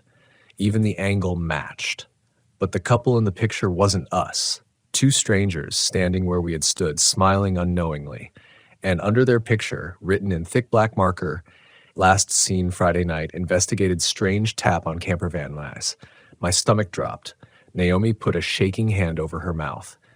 Tap on campervan. I looked around and something caught my eye. A backpack on the ground near the posters. Unzipped. I towed it open and froze. Inside were keys. Volkswagen keys. Naomi whimpered, stepping back. "We have to leave," she whispered urgently. "He brought us here for a reason." Before I could respond, the bulb above us flickered violently, then went out. The pitch black swallowed us whole. Naomi's fingers clutched my jacket, trembling. I fumbled for my phone flashlight, but before I turned it on, we heard it again, a soft drag of a knuckle sliding across the outside of the cabin wall. Then a second, and a third, like someone or something was circling us. "What's doing that?" Naomi choked out. I didn't answer. Couldn't. The dragging stopped at the door. Slow footsteps thudded onto the porch. Naomi and I backed away from the entrance, hearts pounding loud enough to be heard. The doorknob twitched. Once. Twice. Then, from behind us, a wooden panel in the back wall cracked open, the scrape marks now making tragic sense. A hidden passage. A tunnel sloping into darkness. Naomi tugged my arm. "We have to run. Now." The doorknob began to turn. We didn't wait to see who walked in. We plunged into the tunnel, swallowed by the dark behind the wall, running toward the unknown, because whatever was outside the door felt far, far worse. The tunnel walls brushed our shoulders as we ran, our breaths turning ragged in the stale air. The passage smelled damp, like soil mixed with something old and metallic, the scent of forgotten things buried too long. Naomi's hand gripped mine so hard it hurt, but I welcomed the pain. It meant she was still with me. Behind us, the cabin door groaned open, and the footsteps followed. We sprinted deeper, the faint glow of daylight behind us shrinking into a tiny, mocking dot. The floor sloped downward in a twisted descent, as if the earth itself was swallowing us whole. My flashlight beam jittered wildly along the packed dirt walls, revealing occasionally deeper gouges like claws or fingernails desperately clawing for escape.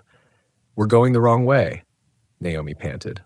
"I know," I whispered, because saying it louder would make it real. Something scraped the tunnel ceiling behind us, slow, deliberate, like a hand not bothering to hide itself anymore. For a moment, it sounded like laughter hidden inside a breath. That was the moment panic truly set in.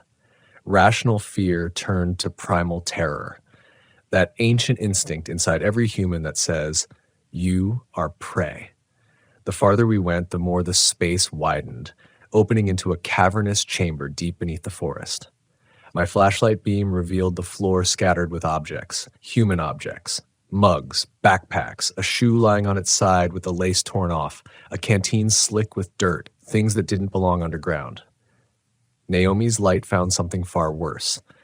A Volkswagen hubcap, half crushed. She whimpered, a tiny sound, but in the silence it was thunder. I squeezed her hand. "We keep moving," I said. "We don't stop." The footsteps behind us paused at the entrance of the chamber, just beyond the reach of the light. We couldn't see the ranger. We couldn't see anything, but we felt the stare, felt the attention, felt the hunger. Then another sound joined it from across the cavern. A second set of footsteps, and a third. Naomi turned toward me, shaking violently.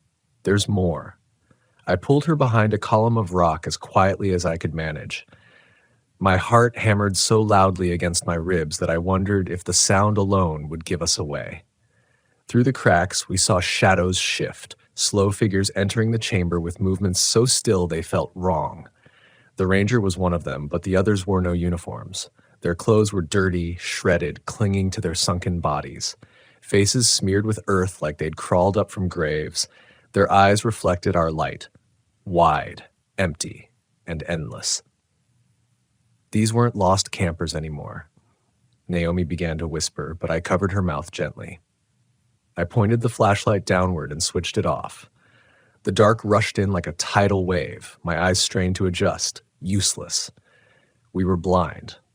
The footsteps spread out, listening, picking apart the silence, searching. I thought of the posters in the cabin, the names, the faces. Missing campers who hadn't just vanished, they were taken, consumed by Yosemite. Naomi leaned into me, trembling so violently I felt her heartbeat through skin and clothing. Fear for myself had turned into a single desperate mission. Don't let anything separate us. We waited until the footsteps shifted away, further into the chamber. Only then did I dare flick the light back on, pointing the beam upward. And that's when I saw it. Not one tunnel, but 3 leading out of the cavern, none marked, all equally claustrophobic, all leading deeper. "Which one?" Naomi hissed. I studied the ground. The middle passage had fresh dirt scuffed outward, meaning something large had recently dragged itself through. The left was too narrow, so I chose the right. We bolted. The tunnel twisted like a snake. Roots pierced the walls like skeletal fingers reaching for exposed skin. At one point, Naomi stumbled, knees scraping rock, but she forced herself up before I could even reach to help. Fear had become adrenaline given a voice. The air grew colder. Moisture beaded on the walls. I tasted iron on my tongue like old blood. Naomi swallowed back tears, pushing on despite the shaking in her legs. Then the ground beneath us shifted, a sharp incline upward. My chest tightened with desperate hope. Maybe this tunnel led back to the surface. Maybe daylight wasn't just a memory. But hope is dangerous here. Just when we thought we were climbing toward freedom, the tunnel opened into another chamber. Smaller, tighter. My flashlight flickered, once, twice, and then I saw the drawings. Not art, warnings. Scrawled images on the walls in mud and charcoal. Stick figures kneeling, others being dragged. Crude depictions of faces stretched the wrong way, mouths pulled open too wide, silent screams frozen in the dirt. There were words, too, scribbled in a frantic, shaky hand. Don't listen when they call your name. Stay with your partner. They split teams. If you see light, run. Before we could process, Naomi pointed toward the far wall. Someone sat there, a man, legs pulled to his chest, eyes open wide, staring but unfocused. Lost, alive physically, but not here anymore. A missing hiker, found. Naomi softly called to him, Hey, we're going to help you. We're getting out. His pupils tracked slowly toward us. When his mouth opened, dust spilled out before words. They hear your heartbeat, he rasped. Don't let them touch you. Don't let. From the tunnel behind us came a giggle, a child's giggle. Tiny footsteps pattered closer, soft, playful, eager. No. Naomi breathed, terror clamping her throat. No, no, no. The man on the ground slammed his hands over his ears and rocked violently as if trying to shut the world out. But there was no shutting out what was coming. The giggle became a whisper. Aaron. The way my name stretched, too long, too hungry, froze me to the bone. Not a child, not anything human. Aaron, Naomi pleaded, gripping my shirt, eyes wide with terror. We have to go. The flashlight flickered again, dying as if something was starving it of power. The whisper grew louder, closer. Aaron, come play. That voice wasn't outside us. It was inside the tunnel wall. The dirt bulged outward, something forcing its way through. There was no time left. I grabbed Naomi's arm, yanking her up the sloped exit at the opposite end of the chamber. The hiker screamed after us, a raw, hopeless sound, but we couldn't go back. We ran as the walls around us began to throb with whispers. Branches overhead shifted violently as daylight appeared suddenly ahead, a crack of sky slicing through the earth. We dove upward into blinding light, rolling onto a rocky hillside as the cave entrance behind us sealed itself with collapsing soil, as though Yosemite were swallowing its secrets again. Naomi lay beside me, gasping. Dirt clung to her face, streaked with tears. We were outside. The open air shocked my lungs. But we were not safe, because the woods around us were silent. And silence here means something is waiting. We staggered to our feet, every muscle trembling, lungs clawing for air. The sun hung low, too low, meaning more time had passed underground than we realized. Naomi brushed dirt from her shaking hands, her eyes scanning every shadow like the darkness itself had grown teeth. Which way is the van? She asked, voice breaking. I looked around, heart sinking. The hillside was unfamiliar, the pines here taller and thicker than where we'd camped. Yosemite can warp direction, especially when fear blurs memory. Every ridge looked the same, every tree trunk a replica of the last, and the silence, not relief, a threat. I swallowed the rising panic. We'll stick to higher ground, we'll spot the road, we get help, we get out. Naomi nodded, but her gaze flicked anxiously behind us. Every few seconds she would jerk her head as if expecting something to rise out of the soil again. We hiked upward, legs unsteady, my shoes scraped over granite, pebbles skittering downslope like they were trying to flee too. I kept checking my phone. No service, no GPS, just that mocking emergency SOS icon, like help existed somewhere we couldn't reach. About 10 minutes in, Naomi stopped. What if the ranger comes after us? She whispered. He's not a ranger, I said. I didn't know what else to call him. A hunter? A puppet? Something Yosemite controlled? None of those words felt big enough. He won't find us. We know what he is now. She shook her head. But he still knows where we are. That fear, the fear not just of dying, but of being taken, had a sharp edge. I hated that she felt it. The trees parted just enough to reveal the faint shimmer of a river ahead. Not a large one, but water means direction. A lifeline. We scrambled toward it, sliding down loose rock. The water's rush echoed like whispers carried on wind. My instincts pulled at me. Stay away. But following it downstream was our best chance of reaching civilization. So we pressed forward along the riverbank, pushing through ferns and low branches. Naomi paused suddenly, clutching my wrist. There, she hissed. Across the river, half hidden by trees, was a campsite. Tents, a couple folding chairs, a lantern still hanging. But something was off. There was a plate of food left out, a sandwich untouched, edges drying, a jacket draped over a boulder as if someone had stood up mid-breakfast and never came back. The campsite was too new to be abandoned, and yet it was. Hello? I called over the water. No answer. Naomi pulled me back. Don't, she whispered urgently. Haven't you figured it out? The missing don't scream. They don't run. They just disappear. She didn't need to finish. I felt the truth settle like frost inside my chest. We continued downstream. The terrain leveled until we reached an open meadow, gold grass swaying, a stunning view under ordinary circumstances. Beneath the terror, I felt a twisted anger. Yosemite showing us beauty now, mocking what it had done. Then, in the distance, the familiar boxy shape of our Volkswagen camper. Naomi exhaled a sob. We made it. It was parked sideways between two big cedars. The passenger door was cracked open. Something inside me wrenched. We didn't leave it like that, I murmured. Naomi slowed, fear creeping back through her bloodstream, but hope pulled harder. We approached carefully. I tested the ground near the tires. The footprints from before were gone, erased by wind or something with intent. The side mirror was smeared with streaks of dirt from fingers, too many fingers. The driver's door hung slightly ajar. I peered inside. My stomach dropped. The interior, ransacked. Our clothes sprawled across the seats, the blankets torn off, the mattress shoved aside like someone had searched for something hidden under us as we slept. What did they want? Naomi choked. I realized, not what, who. The engine key lay in the ignition. Too easy, too convenient. As if starting the van was part of the trap. We need to leave, Naomi urged, voice cracking. I know, but what if... A branch snapped behind us. We spun around. Something stood at the tree line, still, watching. I couldn't make it out fully, but the shape was wrong. Bent, limbs slightly too long, and it wasn't alone. More shapes emerged from the trees, moving silently, surrounding the meadow in a slow, steady closing arc. Naomi grabbed the passenger door. Aaron, get in the van, please! I didn't argue. We scrambled inside. I slammed the door shut so hard the van shuddered. Naomi crawled into the driver's seat while I lunged to lock every door. The creatures, or whatever twisted versions of people they were, crept into the open now, pale, mud-smeared faces, hollow eyes. Their bodies jerked like marionettes missing strings.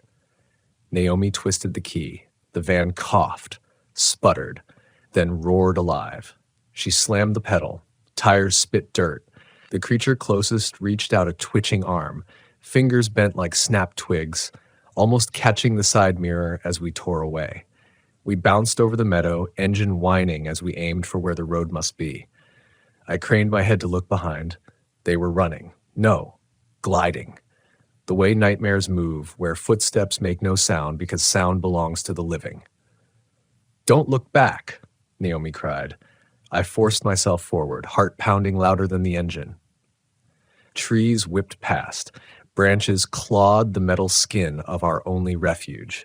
The road appeared like a miracle, a strip of cracked pavement cutting through the woods. Naomi veered hard. The van fishtailed, straightened, and suddenly the forest was behind us. For a moment. Only a moment. In the rearview mirror, shapes stood at the edge of the trees. A line of them, perfectly still, watching us flee. The last one, the ranger, tilted his head slowly, like an animal studying prey that slipped through its teeth. We drove until we reached the Tioga entrance station, nearly smashing through the checkpoint. Rangers rushed toward us, hands up, shouting questions. Real rangers this time. Real people. But some truths are too big to spill right away. They towed the van, checked us for injuries, asked again and again what we saw and where we'd camped. But the deeper details, the tunnels, the whispering walls, the creatures who used to be campers, we kept quiet. The missing posters still hung there. New names would be added soon. As night fell and the official questions slowed, Naomi sat silently beside me, wrapped in a blanket. Finally, she whispered, "We didn't escape." "No," I admitted. "We just got spared. For now." And this is what I learned, what I need every Volkswagen camper, every dreamer of the open road, every soul who thinks national parks only hold beauty to remember. The wild is older than us, smarter than us, hungrier than we know. Yosemite doesn't lose people, it keeps them. So if you ever camp deep in those woods, if you hear a knock on your camper, if silence falls too fast, if someone calls your name from the dark, do not answer. Because some forests don't just surround you, they choose you, they decide when you leave, and some places in America are not meant for escape. I used to think late autumn camping was the best kind of quiet you could find in America. Not the glossy Instagram kind of quiet with fairy lights strung along a van roof. I mean the kind that feels like the world has folded in on itself, like even sound is tired. That's what I was chasing when I took my old 1978 Volkswagen Westphalia out toward the hills of western Missouri, a few miles from a small town called Havers Creek. The leaves were halfway gone, the cornfields turned gray and brittle, and the wind had that hollow, bone-dry whistle that makes you zip your jacket without realizing it. I told myself it was just one last trip before the cold set in. Just one more weekend before the festival back home, The one I always went to with my brother, the Harvest Song Festival, named for some old folk tune we used to play when we were kids. He died the year before in an accident on that same trip. I hadn't gone since. But this year, something in me wanted to hear the song again, or maybe just remember what it felt like to be unafraid of silence. The campground I found wasn't even on the main maps anymore. It was called Pine Hollow Campground, though there were barely any pines left, just black oaks and a few sickly sycamores leaning over the gravel road. The sign had been shot up so many times you couldn't tell what it once said. I remember thinking it was strange that no one had repaired it, but the season was ending, and maybe no one cared.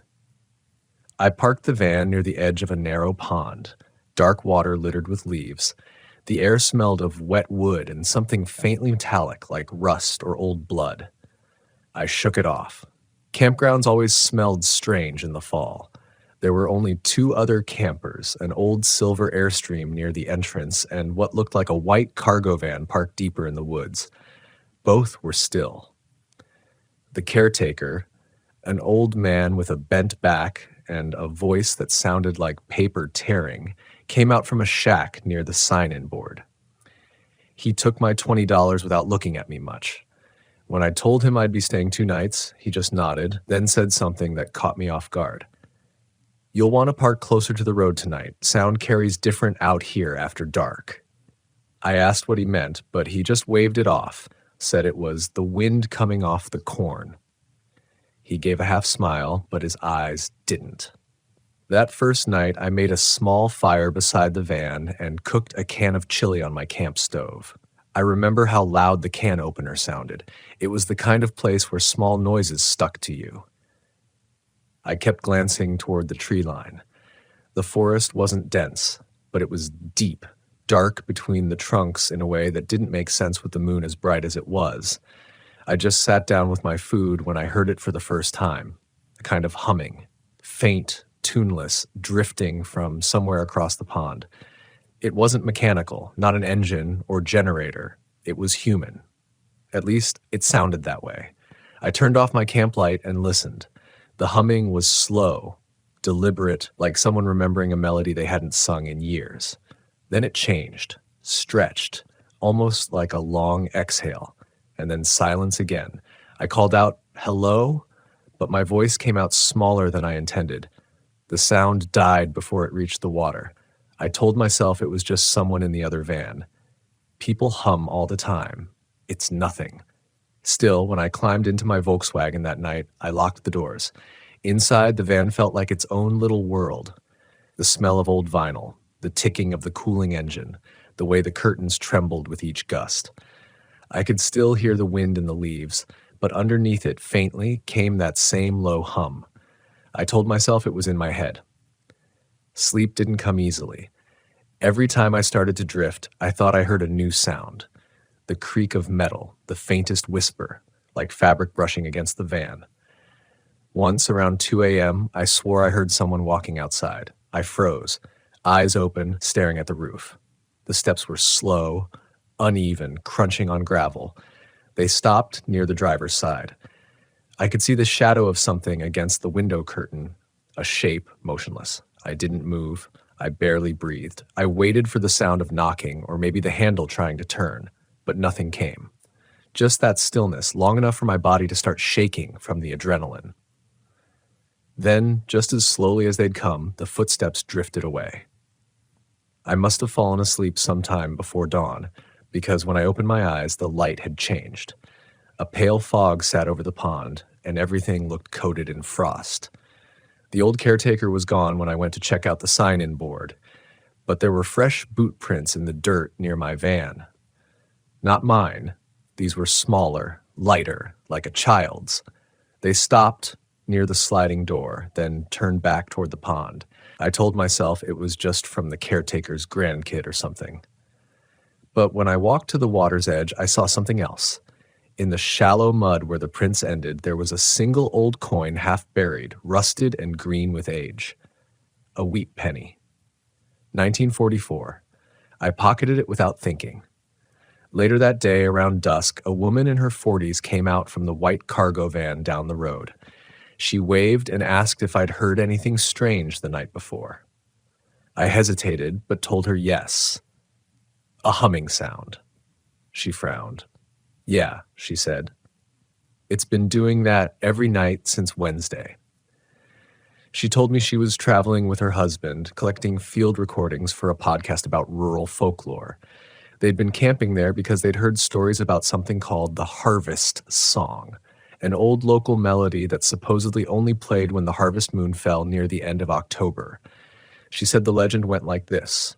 A farmer lost his daughter in a cornfield during a dust storm sometime in the 1930s, and every year after, people swore they could hear her humming near the fields trying to find her way home.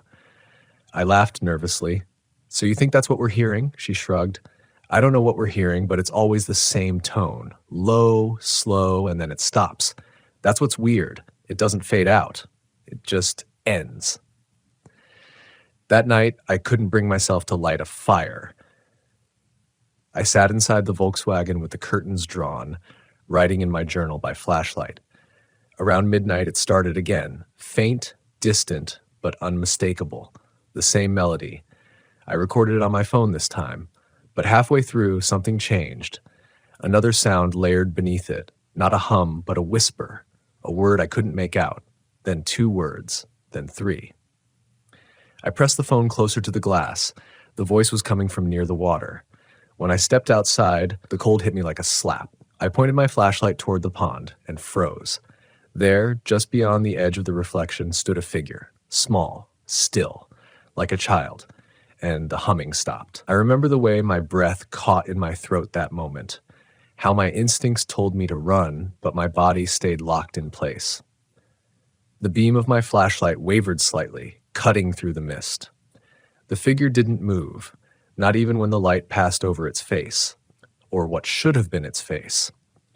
It was too pale, almost reflective, like the skin of someone standing beneath ice.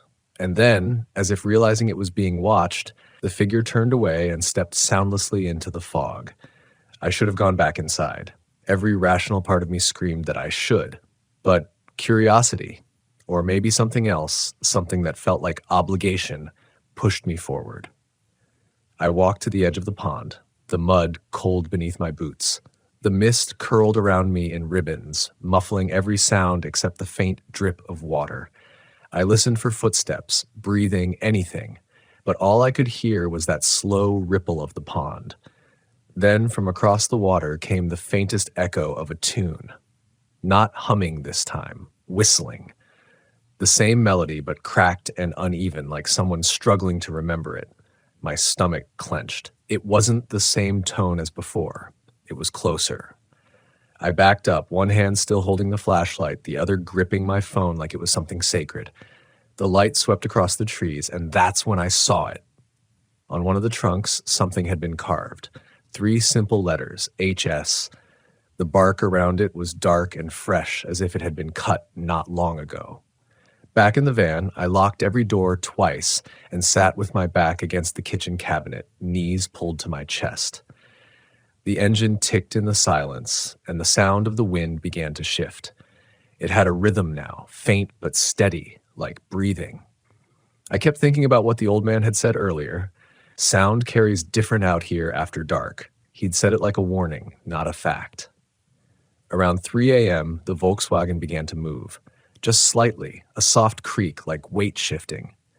Then another. The van rocked once, then again, harder. I stared at the side door, my heart hammering. A shadow passed across the front window, the same small shape I'd seen at the water. I shouted, "Who's there?" My voice cracked halfway through. The van stilled. Silence pressed in, heavier than before. When I finally worked up the courage to pull the curtain back, there was nothing outside. No movement, no figure. Just fog and the faint silhouette of the trees. I tried to start the engine, but it sputtered, coughed, and died. The battery light flickered on. Dead. I sat awake until dawn, gripping the steering wheel like it could keep me tethered to something real. When the sun finally rose, I got out to inspect the van. The driver's side was streaked with handprints, small ones, too small to be an adult's. Each print was smeared with something dark and earthy, like mud or ash. The couple in the cargo van had already packed up and were talking quietly near the road. When I walked over, the woman looked at me like she already knew. "You saw her, didn't you?" she asked. I didn't answer right away. Her husband turned toward the pond. "We recorded the sound again last night," he said. "Same pattern, but this time there's another voice in it, a man's voice." He showed me the waveform on his recorder, two distinct tones overlapping for just a few seconds. I asked if I could listen. He handed me the headphones. At first, it was just the hum, the same hollow, low vibration I'd heard before. But then, faintly beneath it, came something else. A man's voice whispering, "Don't answer." I tore the headphones off. "What the hell is that?" They both looked uneasy. The woman said quietly, "The caretaker told us it's been happening for decades. Every few years, when the crops die early and the frost comes before the festival. He says it's not a ghost, it's a call." I asked what she meant. She hesitated. A call to join, to finish the song. By the time they left that morning, I felt trapped in that place. The road out seemed longer than before, the trees pressing closer. But the van wouldn't start, no matter how many times I tried. The sun climbed high, pale and thin through the overcast sky, and I decided to walk to the caretaker's shack for help. When I got there, the door was hanging open. Inside, the place looked like it hadn't been used in years. Dust covered the counter. The cot was broken, the blankets rotted, and on the wall above the desk was a calendar from 1973. My stomach dropped. Pinned beneath the calendar was a newspaper clipping, yellowed and brittle. The headline read, "Local girl missing after Harvest Festival. Search continues in Havers Creek." The photo beneath it showed a young girl holding a penny up to the camera. The caption read, "Hannah Sloan, age 8. HS, I backed out slowly, every instinct telling me I shouldn't be there." But before I left, something caught my eye, a small tin music box on the shelf. I turned the crank once. The same melody played. That night, I didn't even try to sleep. The fog rolled in earlier, thicker than ever, and the air grew heavy, wet, almost suffocating.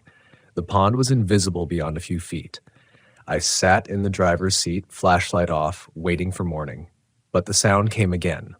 Not humming this time, singing. It was faint, childlike, but clear enough that I could hear the words. They were old, drawn-out syllables that didn't quite form English. A harvest hymn, maybe. But behind it, woven into the same rhythm, came another sound. Footsteps around the van. Dozens of them. I reached for the ignition again. Nothing. My flashlight flickered once, then died. The singing grew louder, circling the van until it felt like it was coming from inside my own head. Then a knock. 3 slow knocks against the driver's side door. I froze, unable to move. Another knock came, softer, on the passenger side, then on the back window. It was everywhere at once. "Who's there?" I whispered, barely audible. From the fog outside, a voice answered, high, fragile, like it came from a memory I didn't want to remember. "Play the song." And then the humming began again, so close now it felt like breath against the glass. I don't know why I reached for the music box. Maybe it was instinct or fear or the absurd hope that doing whatever it was, wanted would make it stop. My hands were shaking so bad I could barely get the crank to turn, but when the first few notes played, everything outside went still. The air seemed to freeze. The knocks ceased, and for a brief, impossible moment, the world felt suspended, like the fog had swallowed time itself. The melody was simple, old-fashioned, like a lullaby you half remember from childhood. I'd heard it before, though. It took me a few seconds to realize where. It was the same tune my brother used to whistle whenever we set up camp during our fall trips, the same one we'd played together at the Harvest Song Festival years ago before his accident. My chest tightened. When the box stopped, the silence was unbearable. I didn't dare breathe. Then, softly, from just beyond the glass, came the same melody. This time, hummed in perfect unison with what I just played. I turned toward the window, and in the faint, gray reflection, I saw her, a small figure, no taller than a child, standing inches from the glass. Her head tilted slightly, as though listening. Her hair hung in damp, stringy clumps, and her dress, or what was left of it, fluttered in the wind that wasn't blowing. Her mouth didn't move, but I heard the humming clear as day. I whispered, "What do you want?" The humming stopped. The figure lifted her hand and pointed, not at me, but toward the passenger seat.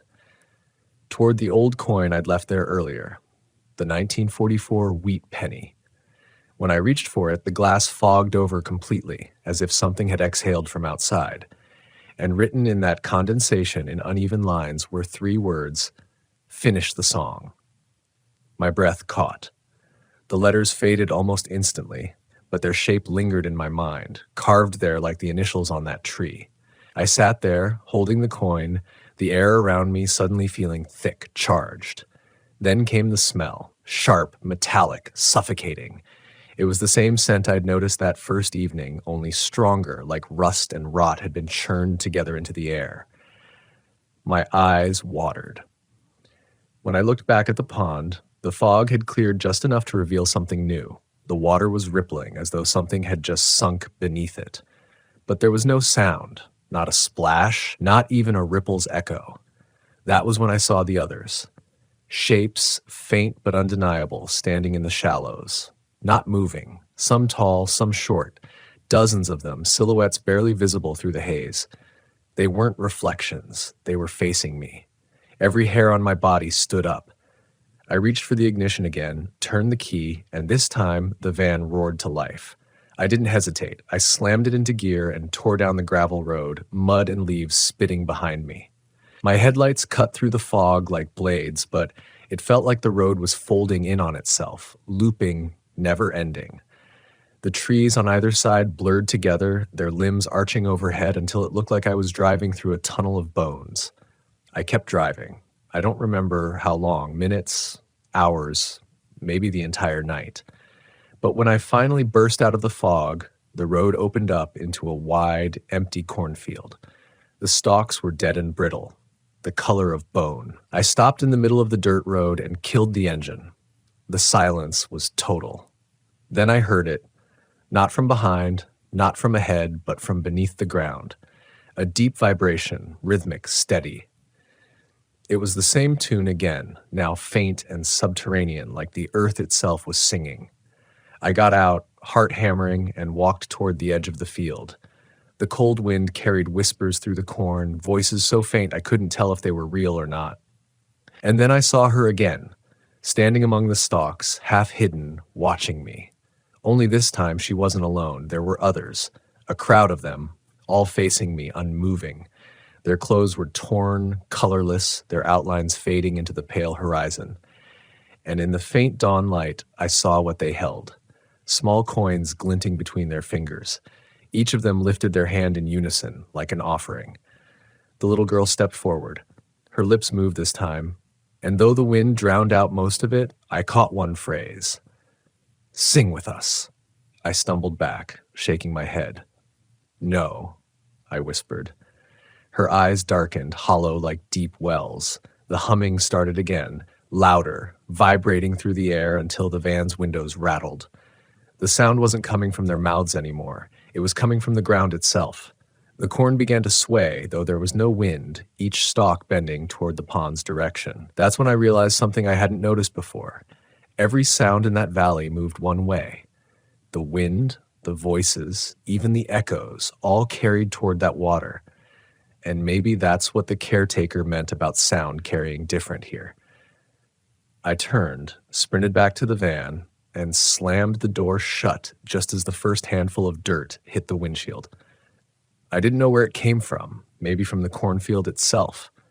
But it struck hard enough to spiderweb the glass. I floored it, tires spinning, mud and dust flying. As I sped away, I looked once in the rearview mirror. The field behind me was empty again. No figures, no fog, no sound. Just the dull, lifeless, stratum ground. I drove until the van ran out of gas on the highway just outside Havers Creek. The morning sun was bright by then, too bright, and for the first time in days I could hear birds again. I sat there for hours, trying to make sense of it. Eventually, a state trooper stopped to help. He towed me back to town, asked what I'd been doing out there. When I told him where I'd camped, he looked at me like I was joking. Pine Hollow, he said. That place closed in '78. Flood took it out. No one camps there anymore. I didn't argue. That night, I checked my phone, the one I'd used to record the humming. The file was still there, marked 12:47 a.m. But when I played it, there was no hum, no singing, just static, and under it, faintly, a voice I didn't recognize whispering one word. Again. That was 2 years ago. Every fall since, when the air turns cold and the fields start to die, I swear I can still hear it. That same low melody drifting through the static of my old radio, or humming just at the edge of sleep. Sometimes I dream of the pond, still and black under the fog, and the girl standing there with her coin, waiting for me to finish what I started. I don't camp much anymore. The Volkswagen sits in storage, dust settling on its faded orange paint. But every now and then I think about driving it back out there just to see if the road still exists, just to hear if the song still plays. And maybe one day when the season feels right and the air smells of rust and frost, I will. Maybe I'll turn the crank one more time and listen. The scariest thing about the road isn't what you see coming. It's what waits in the blind spots, the things you only notice once they're already too close. My name is Marcus Hale. I'm 52 years old, born and raised under the open skies of Tucson, Arizona. I spent 27 years as a firefighter and search and rescue responder, the guy you called when someone vanished into the desert or a hiker didn't make it out before the sun dipped low and the coyotes circled. I have seen more accidents than sunrises, more fear than most people can manage in a lifetime. I retired early not because I wanted to, but because my nerves couldn't take another body bag. My doctor called it cumulative trauma. My captain called it burnout, but I called it losing pieces of myself, one rescue at a time. The RV life started as a way to breathe again. I bought a used Class C, faded white paint, solar panels patched like scabbed wings, floor creaking under my boots. Freedom, right? No station alarms, no reports, no grieving families waiting in hospital hallways. Just the road, the sky, and enough empty land to finally feel small instead of responsible. But peace doesn't come easy to someone like me. And what I found out here, what people have experienced at campgrounds across this country, isn't always peaceful. Some stories are embellishments, sure, campfire legends meant to boost adrenaline over cheap beer, but others are carved out of truth. I know because I've investigated them, verified them, seen the aftermath with my own eyes, and one night I became part of one myself. It was late September when I pulled into a dispersed campsite outside Silverton, Colorado, the exact kind of place where the forest feels like it's holding a secret behind every shadow. The aspens were already turning gold, and the wind sounded like brittle paper scraping across the branches. No marked paths, no reservations, just dirt clearings spaced among tall timber and animal paths that cut deeper into the mountains. I chose a spot near a narrow creek. You could smell the cold in the water, the minerals. You could smell winter getting ready to shut the world down. I set my rig level, turned off the engine, and waited for the quiet to settle in my bones. A few other RVs were scattered around, a fifth wheel up the slope, a couple in a Sprinter van down by the tree line, and one old motorhome I'd seen earlier on the road. A faded blue striping job looked like it came right out of the 80s. It had parked maybe 100 yards away with no lights on, like the darkness welcomed it home. I didn't pay much attention. People camp off-grid for different reasons: solitude, budget, paranoia, or just wanting to forget time exists.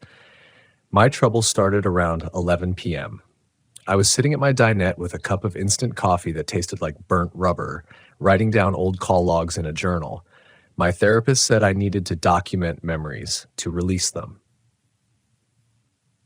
But all it did was make me remember the faces, the panic in their eyes right before everything went quiet.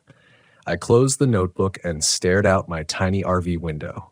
That's when I noticed it. The blue RV hadn't turned on a single light since arriving.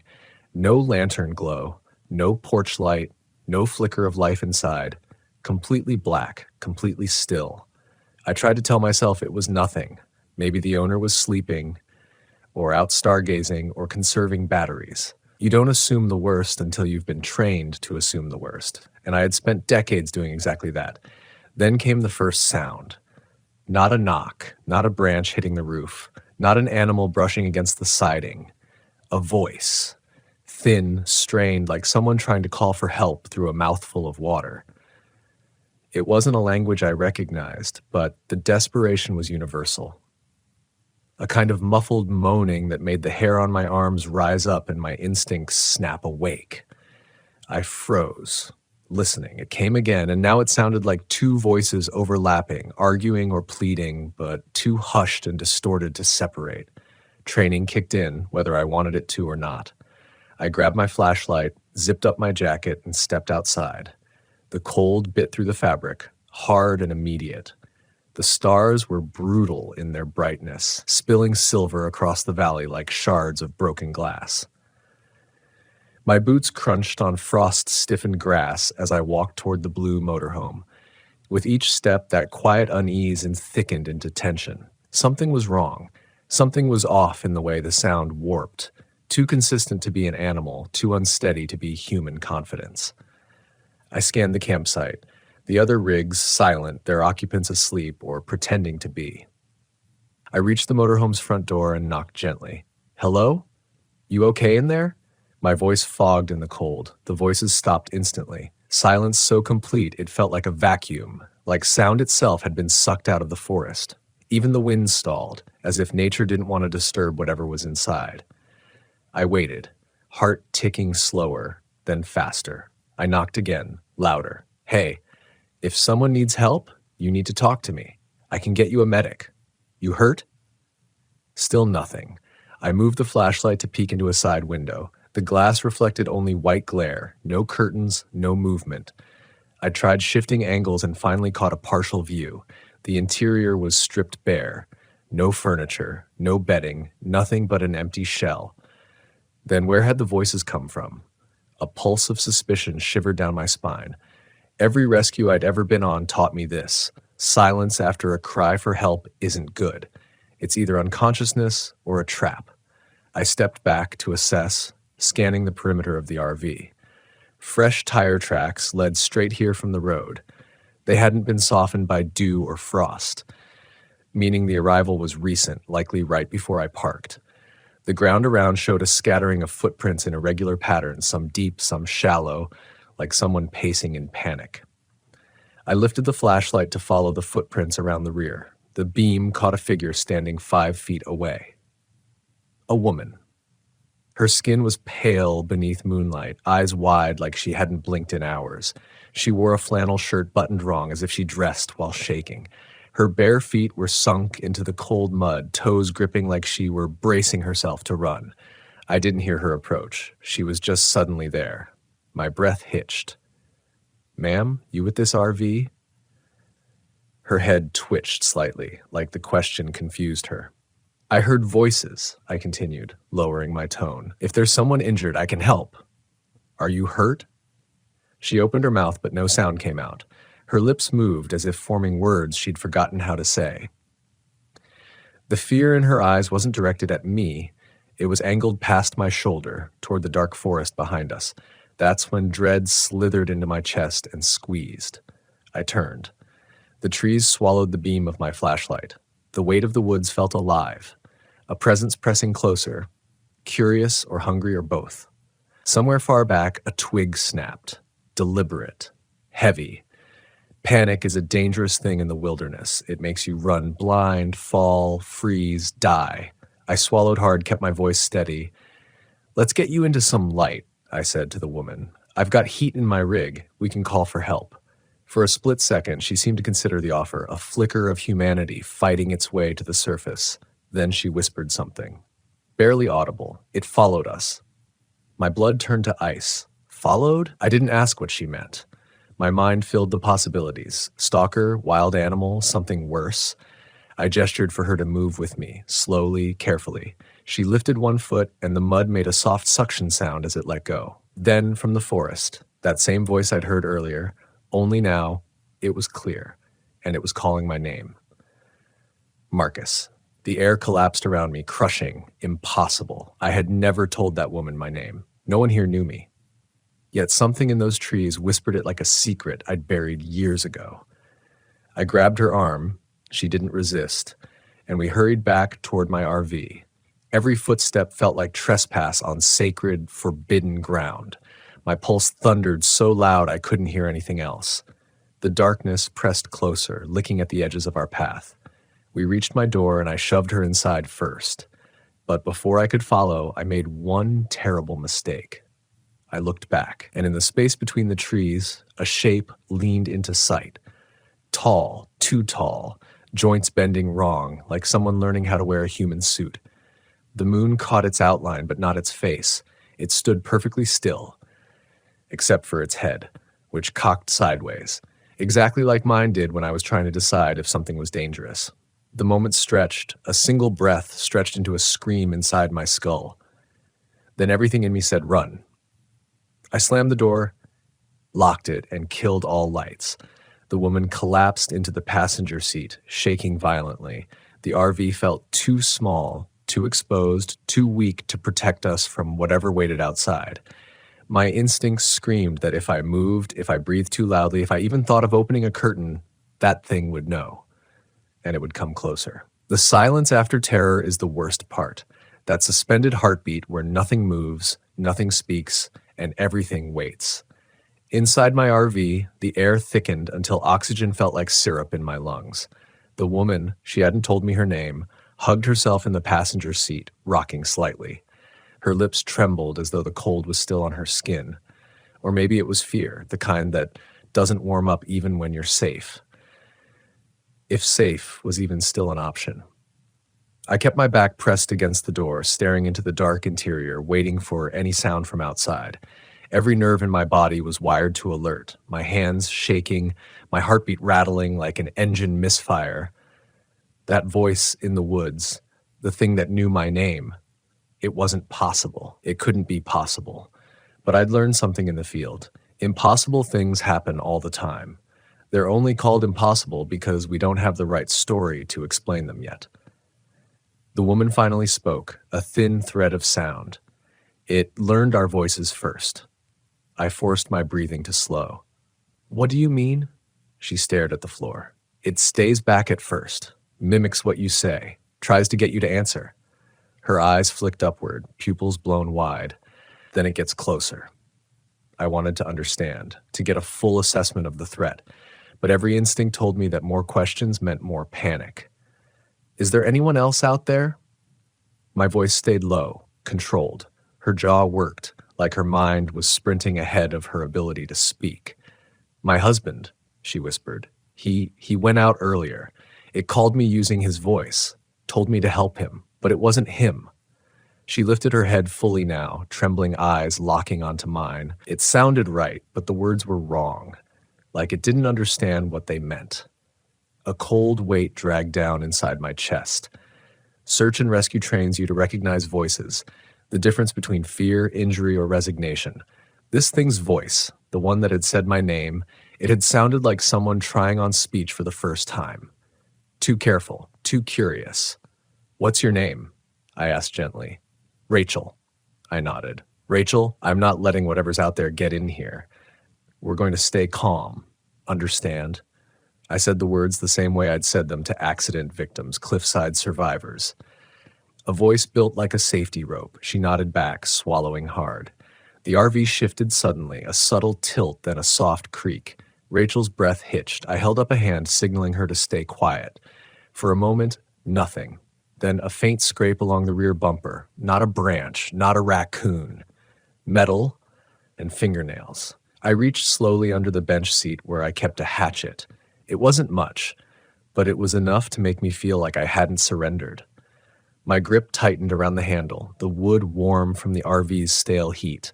Rachel mouthed a single word. "It's here." I whispered back, "It doesn't know what we'll do." A lie, but one that needed to exist.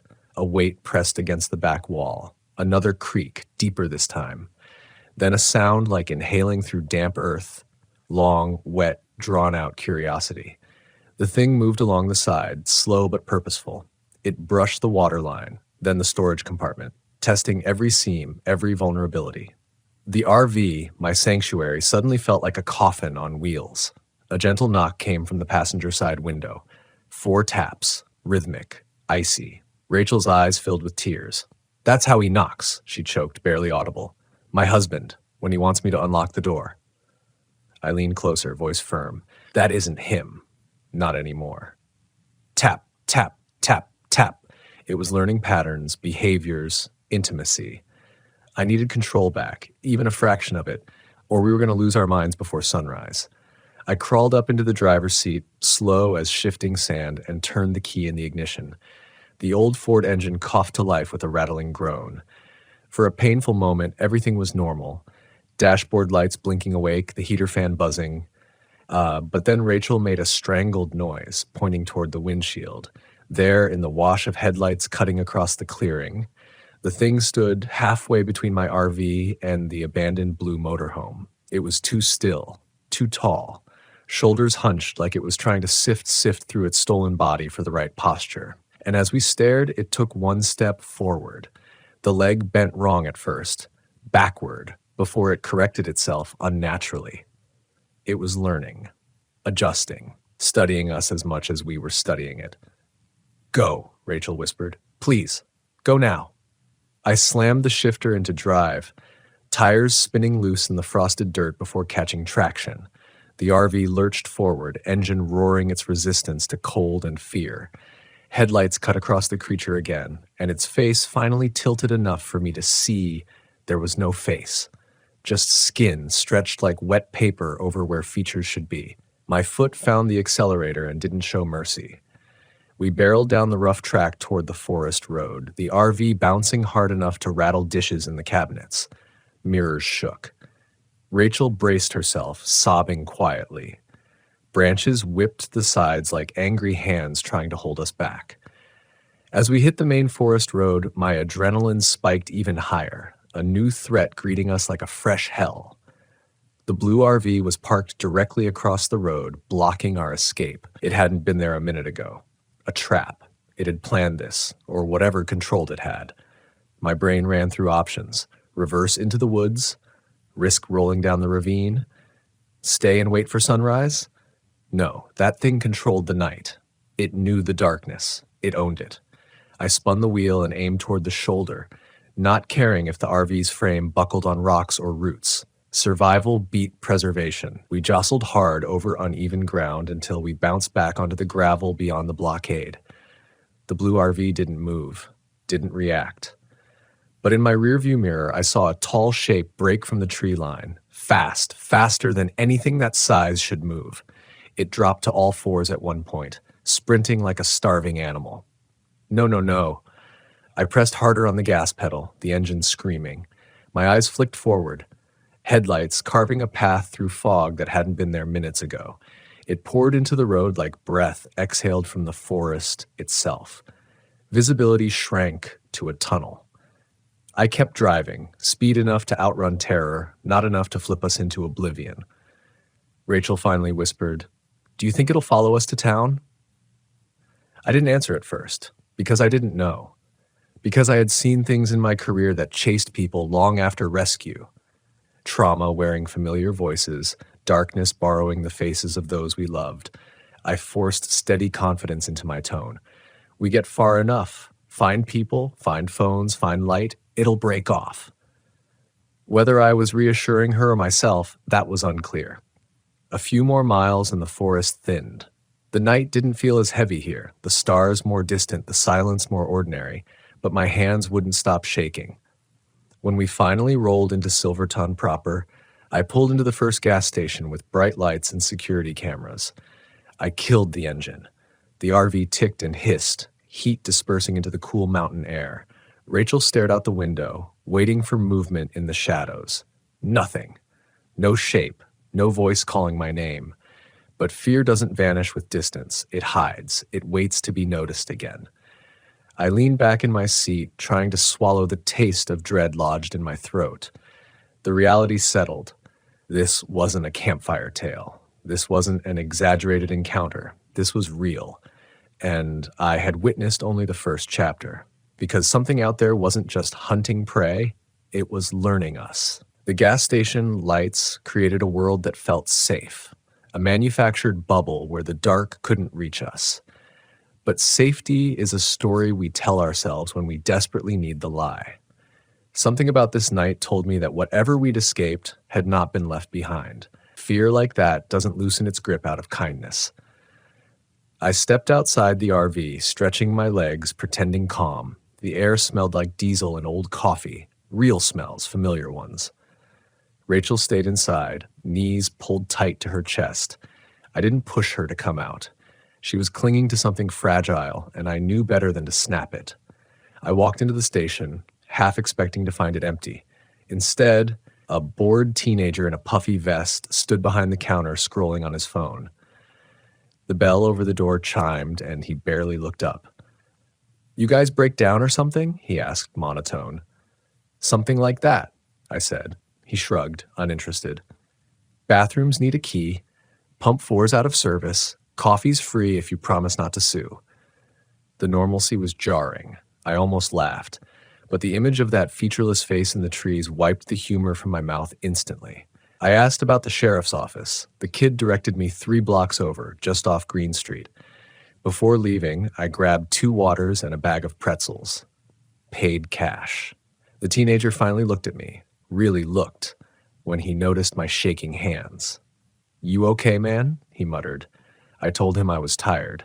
He didn't argue. Back at the RV, Rachel hadn't moved an inch. Her eyes flicked up when I opened the door. She looked like she expected something worse to come through instead. "We're heading to the sheriff," I said softly. "They'll help. This isn't on us anymore." Her voice cracked. "It's been on us since the beginning." The way she said it made something twist deep in my gut. But I didn't slow down. Couldn't. I needed answers just as much as she needed safety, and maybe one would lead to the other. Silverton at night is the kind of quiet town that looks picturesque in postcards. Wooden storefronts, a mining history the locals wear like an heirloom, crisp mountain air that pretends everything's untouched. The sheriff's building was a squat brick structure with a single cruiser parked outside, frost coating the windshield. I knocked. A moment later, a tired-looking deputy opened the door. He was older, gray threaded through his beard, but his eyes were sharp with that same alertness I'd seen in fellow responders. "Can I help you?" I introduced myself, explained we'd encountered something in the dispersed camping area. I didn't give details, not yet. Not the kind that would earn skepticism instead of action. He looked over my shoulder toward the RV. "Who's the woman?" "Woman?" "Her name's Rachel," I said. "Her husband's still out there." That got his full attention. "Come inside." The warmth hit us like a blanket as Rachel and I sat across from the deputy in a small office. A map of the San Juan Mountains hung behind him, red thumbtacks marking places where hikers had probably underestimated nature.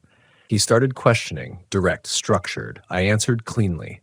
Rachel, not so cleanly. Her voice stuttered. She kept glancing at the darkened window behind the deputy, as if expecting a face to press up against the glass any second. "What exactly did you see?" he finally asked me. I hesitated, not because I doubted myself, but because I doubted what a sane man should admit. I took a breath. "There's something up there. It mimics voices, knocks like a human. It learns." It used my name. The deputy blinked, slow, processing, not dismissing. "Could be a person, someone dangerous. We get some off-grid folks who aren't right in the head." "It wasn't a person," Rachel said suddenly. Her voice was thin but certain. "It doesn't move like one, doesn't have a face like one." The deputy's expression tightened just a fraction, a bristle of sharpening through concern. I leaned in. "Look, I've responded to enough emergencies to know fear can distort things. But I've also seen what happens when we ignore distress signs. Something is wrong out there." He didn't argue this time. He nodded slowly, grabbed his jacket. "I'll radio the ranger station. You two wait here while I take a unit to check the site." "No," Rachel breathed, panic rising so fast she nearly choked. It won't be there. It moves when you're not looking. The deputy paused, studying her trembling hands. I spoke carefully. I'll go with you. His eyes narrowed. That's not protocol. I know that land better than most.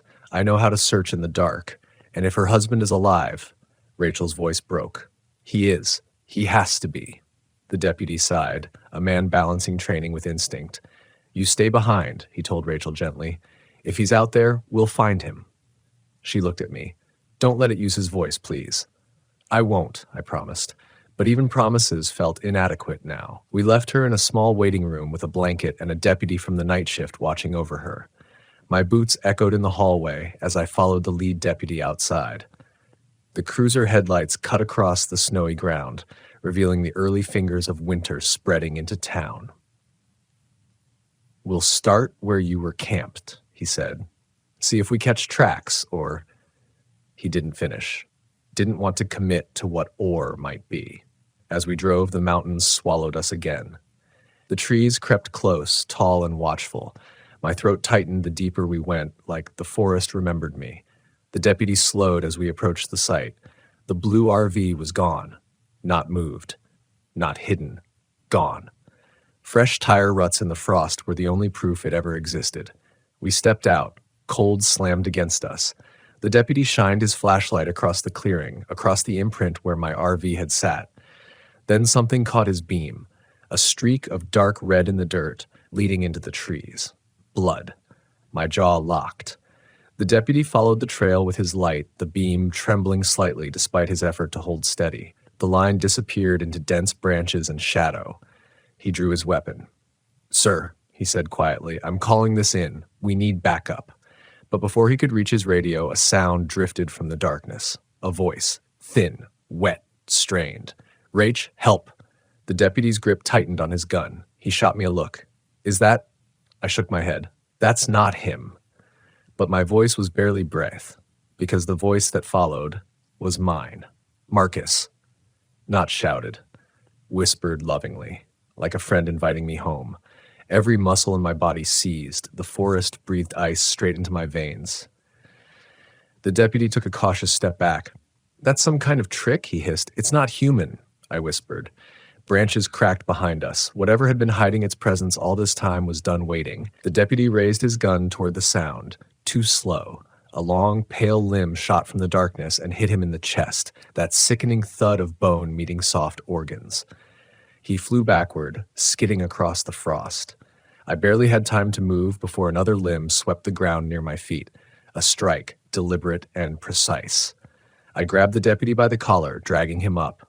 He groaned. Breath broken but alive. Weapon lost somewhere behind us. There was no plan now. Only survival. I hauled him toward the cruiser, adrenaline turning fear into brute strength. The thing in the trees stayed obscured, a shadow wearing curiosity like malice. We stumbled into the car. I slammed the doors, locked them. I fumbled for the keys in the ignition. The cruiser rocked violently. Once, twice. A warning. No headlights, no interior lights. Darkness collapsed around us until the only visible thing was the deputy's terrified reflection in the windshield. We sat motionless. Breathing became a crime. Then from inches away, just outside the glass, Knuckles tapped the window. 4 taps. Rhythmic. Patient. Learning. Tap. Tap. Tap. Tap. That sound. Mimicked. Stolen. Perfected. Crawled through the cruiser and under my skin like frozen wire. The deputy clutched his chest, gasping for breath, but he never took his eyes off the window. Neither did I, because whatever was outside was close enough for its curiosity to fog the glass. We sat locked in a stalemate, terror refusing to look away first. The cruiser's radio crackled suddenly, an innocent burst of static that felt like a gunshot in the silence. The creature disappeared from the window so fast I wasn't sure it had ever been there. The radio hissed again, more deliberate this time. Come in, Silverton. Do you copy? I lunged forward, grabbing the mic. This is Deputy Knox, I lied, voice trembling. We have an officer down. Repeat, officer down and an unidentified threat at the dispersed camping site. There was a beat of silence. Then, response unit is en route. ETA 20 minutes. 20 minutes. We didn't have 20 seconds. A scrape sounded along the roof, slow, slow, heavy, a drag of something fleshy and alien testing the metal skin that sheltered us. The deputy fumbled for his flashlight, pale fingers shaking. I grabbed his arm gently. "No light," I whispered. "It sees movement. It tracks sound. We don't give it either." He nodded weakly, blinking through the pane. Another scrape, this time downward, as if claws traced the windshield's curve. Whatever intelligence this thing possessed, it enjoyed the effect its presence had on us. It was a predator, fascinated by fear. It leaned over the hood, and for the first time I saw its face, or what pretended to be a face. Skin pulled too tight, like a balloon stretched over wire. Features hinting beneath the surface, a nose imprint with no opening, the suggestion of eye sockets filled with wet shadow, a mouth line but no lips, the impression of a person before the details are drawn, a blank study in humanity. Then its head jerked, a twitch like a glitch in reality, and bones began to pop beneath its skin. The sockets pushed outward, growing eyes, human eyes, one hazel, one brown, not matching, stolen. The deputy tried not to scream. I pressed my palm over his mouth, pleading silently. Those eyes met mine, and I swear the thing smiled without a mouth, a flicker of satisfaction in that mismatched gaze. Bang! The roof dented inward above us, a strike so violent the cruiser rocked. The deputy and I flinched, but I kept my voice low. "We're getting out," I breathed. "On my count." He stared at me like I'd asked him to step into fire, which, in a way, I had. But staying meant letting fear decide the rest of our story. I spotted the shotgun locked between the front seats. I reached down, popped the metal clasp, and slid it free. The weight steadied my heartbeat. "One," I whispered. The thing slithered down the passenger side, its fingers tapping eagerly along the seam of the door, searching for a weakness. "Two." The deputy braced, jaw clenched through the ache in his ribs. Three never came. I threw the door open and fired into the darkness. The shot shattered the night, echo bouncing between the pines. I didn't wait to see if I'd hit anything. I grabbed the deputy and half carried, half dragged him to the tree line opposite where the creature had been. The cruiser rocked again behind us, anger replacing curiosity. Branches whipped our faces as we plunged into the undergrowth. The cold gnawed at our lungs. Frost clung to fallen logs, slippery and treacherous. We didn't pick a direction, we just ran. But you don't run blind in mountains. Every broken branch, every snapped twig asked for repayment later. When navigation mattered more than panic, I risked a glance back, headlights cut through the trees, the cruiser standing alone like a sacrificed offering. No creature in sight. I slowed, chest burning. The deputy sagged against a pine trunk, clutching his side. "I think I cracked a rib," he groaned. "We'll get you help," I said. "We just need to make it to the main road." "Can you even see the road?" I scanned the forest. The same pattern of trunks and branches repeating like a maze. My mind worked maps instinctively, calculating distance to slopes and ravines. I pointed downhill. "That way." We staggered through the darkness, every sound a threat. Distant rustling, wind-shifting branches, something small scurrying beneath dead leaves. But there was a new sound too, breathing. Not ours. A long inhale like mountains themselves filling their lungs with cold night. Then a soft, guttural laugh. Trying on humor the way it had tried on speech. The deputy's eyes widened. "That's—" "Yes," I cut him off. "Don't look back." We pushed forward, feet sinking into softer earth, moss thick under old needles. The ground dipped, a slope turning steeper than expected. My boots slipped first, then the deputy's. The world tilted, a slide sudden and brutal. We tumbled down an embankment and crashed into a small clearing at the bottom. My ears rang. Blood tasted metallic in my mouth. I rolled onto my back, staring up at the treetops, swaying like silhouettes of giants. The deputy lay a few feet away, trying to stand and failing. We have to move," he whispered. He didn't get the chance. A limb, impossibly long, wrapped around his ankle. His scream ripped open the night as he was dragged backward, nails clawing at the earth. Dirt sprayed as he disappeared into the darkness. I lunged, grabbing his hand, skin slick with blood and frost. His eyes locked onto mine, pure terror. "Don't let go," he screamed. I pulled, harder than I thought my body still could, but the creature was stronger. The deputy's grip slipped through my fingers, his scream shrinking into the woods like prey carried into a den. And then, silence. A horrible, speechless silence. My pulse pounded in my skull. Every instinct screamed to run, but training forced me still. Listen. Assess. Survive. The forest exhaled again. That terrible imitation of breathing. Then a whisper, drenched in stolen familiarity. Marcus. My name, this time spoken with perfect human inflection. Not just curiosity now. Possession. I stumbled back, gripping the shotgun, my breath puffed, white clouds dissolving too fast. The cold seemed to deepen as though the night welcomed what hunted us. Logic said I had no chance, but survivors don't listen to logic. They follow the sliver of possibility that hasn't been destroyed yet. There was one thought left in my head, get back to Rachel. Because if this thing could take the deputy that fast, if it could learn voices and faces, then I needed to make sure she was safe. And I needed answers. I forced my legs to move, running uphill with desperation only fear can manufacture. Branches shredded my jacket, my knees buckled on hidden roots, the shotgun's weight throwing me off balance. But I kept going, lungs burning, throat raw. When I broke through the tree line near the main road, distant lights shimmered, civilization hanging on by a thread of power lines and street lamps. I staggered toward them, each step a war against the memory of the deputy's scream. Rachel was waiting, and the truth we were running from wasn't done following us. Because some encounters don't end when you escape the woods. Some encounters decide you're worth learning, worth keeping, and they don't let go, not even when the sun rises. By the time I made it back to Silverton, my body was running entirely on terror and stubbornness. The town buildings looked the same, warm windows, quiet streets, the illusion of safety, but my perspective had shifted permanently. I stumbled into the sheriff's office, shotgun dragging at my side, covered in dirt and blood that wasn't all mine. Rachel stood as soon as she saw me. Her eyes scanned behind me, searching for her husband, for hope. But when she didn't see him, her expression crumpled. She didn't look surprised, just devastated in a way that said she had expected this pain long before tonight. "What happened?" the night shift deputy demanded, rising to stand between us. I forced words through a dry throat. "It took him." My voice broke, not just from exhaustion. "It took Knox, too."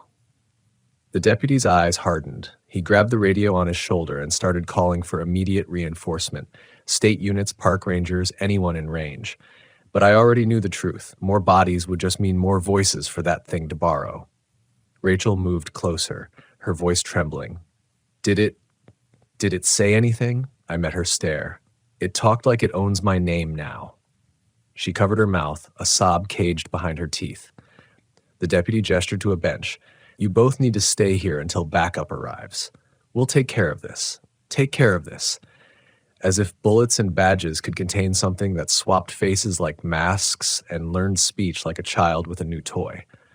I dropped into a chair, shotgun resting across my lap. My bones throbbed with every heartbeat. My brain tried to process what I'd witnessed, but it felt like stitching torn fabric without thread. Pieces wouldn't line up. Logic kept slipping. Rachel sat beside me, fingers twisting into her sleeves. "It followed us," she whispered again. "We thought we left it behind days ago, but it kept coming. My husband tried to keep it confused, make noise somewhere else, pull it away from the RV." Her breath hitched. "He saved me tonight, and now it's wearing him." I turned fully toward her. "Tell me everything. How did it start?" She stared at the wall, remembering something she wished she could forget. "Near Telluride, we were camped by the river. We heard people laughing. Not close, but like they were just out of sight. Then closer. Then it started sounding like us." Her eyes shimmered with tears she refused to let fall. "One morning it was standing where my husband usually builds a fire. But when the sun came up, it melted back into the woods like it wasn't finished being a body yet." She looked at me, voice breaking into a frightened whisper. "It learns. And once it learns, it hunts." A nauseating chill spiraled through me. If that thing was still evolving, what happened when it finished? Before I could respond, a sudden static burst came from the deputy's radio, sharp enough to make all three of us flinch. "Ello, where, nay?" The deputy frowned. "Unit 12, repeat. You're unreadable." The static sharpened and turned into a familiar voice. "Rachel's husband. Rach, help." Rachel bolted upright, eyes wild with desperate hope. "No," I barked. "That's not him." But the radio continued. "It's cold, stuck, can't get back, please." Rachel reached toward the radio, shaking. "He's alive." I grabbed her shoulders, forcing her focus back on me. "Listen to the words, Rachel. It doesn't understand context. It's copying. Badly." Her hope crashed into a wall of logic and shattered. She slid to the floor, sobbing into her hands. The deputy stared wide-eyed, stepping away from the radio like it might sprout teeth. Then the voice changed. It became my voice. "Marcus, don't leave me." The deputy recoiled. I clenched my jaw so hard it sent pain into my temples. The mimicry was near perfect. Tone, breath, even my subtle rasp on the R. Then it laughed, that broken, childlike attempt at humor, and the radio went dead. The deputy finally spoke, voice trembling in disbelief. "What the hell are we dealing with?" "It manipulates, uses whatever gets the reaction it wants." I stood, breathing, steadying into resolve. "We make this the last reaction it ever gets." Rachel looked up, grief turning into something sharper. Rage. Thin as a blade, but twice as dangerous. How? That was the question that silence always asked before a rescue turned into a recovery. I paced, adrenaline stitching a plan together minute by minute. It's learning humans, right? Movement, speech, patterns. So we do what humans don't do. I pointed to the map behind the deputy. It expects us to send people into those woods, to chase it, to chase voices. I turned to the deputy, "But we're not chasing anything." His brow furrowed. "Then what? We're going to make it chase us." Rachel wiped her face and stood, gripping the back of a chair like she needed something solid to anchor her to the room. The deputy exhaled slowly, grounding himself in procedure, even as fear crawled behind his eyes. I pointed at the road leading out of town. "That clearing isn't its territory. The forest is. We pull it into a place where we control the variables. Light, visibility, options for escape." "And weapons," the deputy added. "And weapons," I agreed. He squared his shoulders. "We've got floodlights from the search and rescue garage, bear traps, thermal drones, shotguns with slugs that'll put down anything with bone," Rachel whispered. "It took 2 lives tonight." "Which is why we give it one chance," I said, "to choose the wrong prey." The door opened suddenly. Another deputy entered with urgency stamped into his expression. "We've got eyes," he said. "One of the security cameras at the station perimeter just picked up movement." He switched on a monitor. The screen flickered into a grainy feed of the alley behind the building, metal dumpsters under lamplight. Then the image sharpened. A shape walked into view, not slinking, not sprinting, walking, and now, fully upright, human-like legs moving with a familiar rhythm. Shoulders rolling the way mine did when I was bracing against cold. Its silhouette cast a perfect imitation of casual motion. The lamplight caught the face, and this time it had features.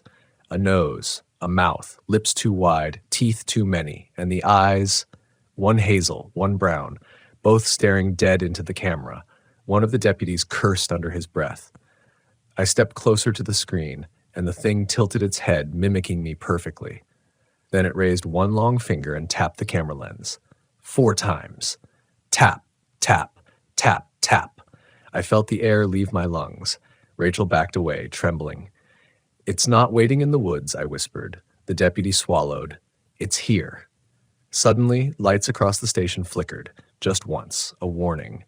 Then a siren howled somewhere in town, a distorted wail rising and falling like a scream through a throat that didn't quite know how to shape the sound. Rachel grabbed my arm. "We have to leave." "No," I said, eyes locked on the monitor. "It came here for us, specifically." The creature lingered beneath the lamp, shadows stretching long and thin like hunger. It wasn't hiding anymore, it was declaring a new truth. This wasn't an escape story. This was a hunt. And the lesson it had learned tonight was simple and chilling. Victims who fight back make the game more interesting. The deputy locked every door in the station while the others grabbed weapons, radios, body armor, all the things that give humans the illusion of leverage. Rachel pressed against the wall, eyes fixed on the monitor, as if staring hard enough might stop that thing from advancing another inch. But I knew the truth. Monsters don't respect walls. I loaded a fresh slug into my shotgun and tightened the strap of my medic bag across my chest. I had the same feeling I used to get right before a disaster call, the quiet moment where hope and fear hold their breath together. You know someone's life is about to end, and all you can do is pray it isn't yours or someone you promised to save. Sheriff said he's 5 minutes out, the deputy announced, but he didn't sound convinced 5 minutes would matter. I approached the monitor again. The mimic, the not thing, stood perfectly still under the security lamp, as if time didn't apply to it. Its breathing was too slow, too efficient. Its neck too long, head slightly tilted as if it were trying to listen to thoughts instead of sounds. Then, movement. The creature stepped out of the light, and the camera went black. Not flickered, not static. Black. The entire feed cut out like a cord had been severed. Rachel gasped. Is it? The overhead lights snapped off at the same time. The station was swallowed into darkness. The deputy cursed, fumbling for a flashlight. But the building felt wrong now, like walls were shrinking and air was thickening. I could hear my pulse hammering through my ribs. Every instinct screamed that the darkness wasn't empty anymore. The emergency lights buzzed to life. Faint red glows that painted the hallways like veins under skin. Shadows deepened everywhere, stretching longer than they should. This way, I said, grabbing Rachel's arm and pulling her toward a back room where I'd seen the emergency gear earlier. The deputy followed, gun drawn. The floor creaked, one soft footstep behind us, too close. I spun, aiming the shotgun down the hall. Nothing, no figure, no movement, but something was nearby, listening, learning. It knew the layout now. It wasn't just mimicking voices. It had observed our fear and was adjusting its strategy.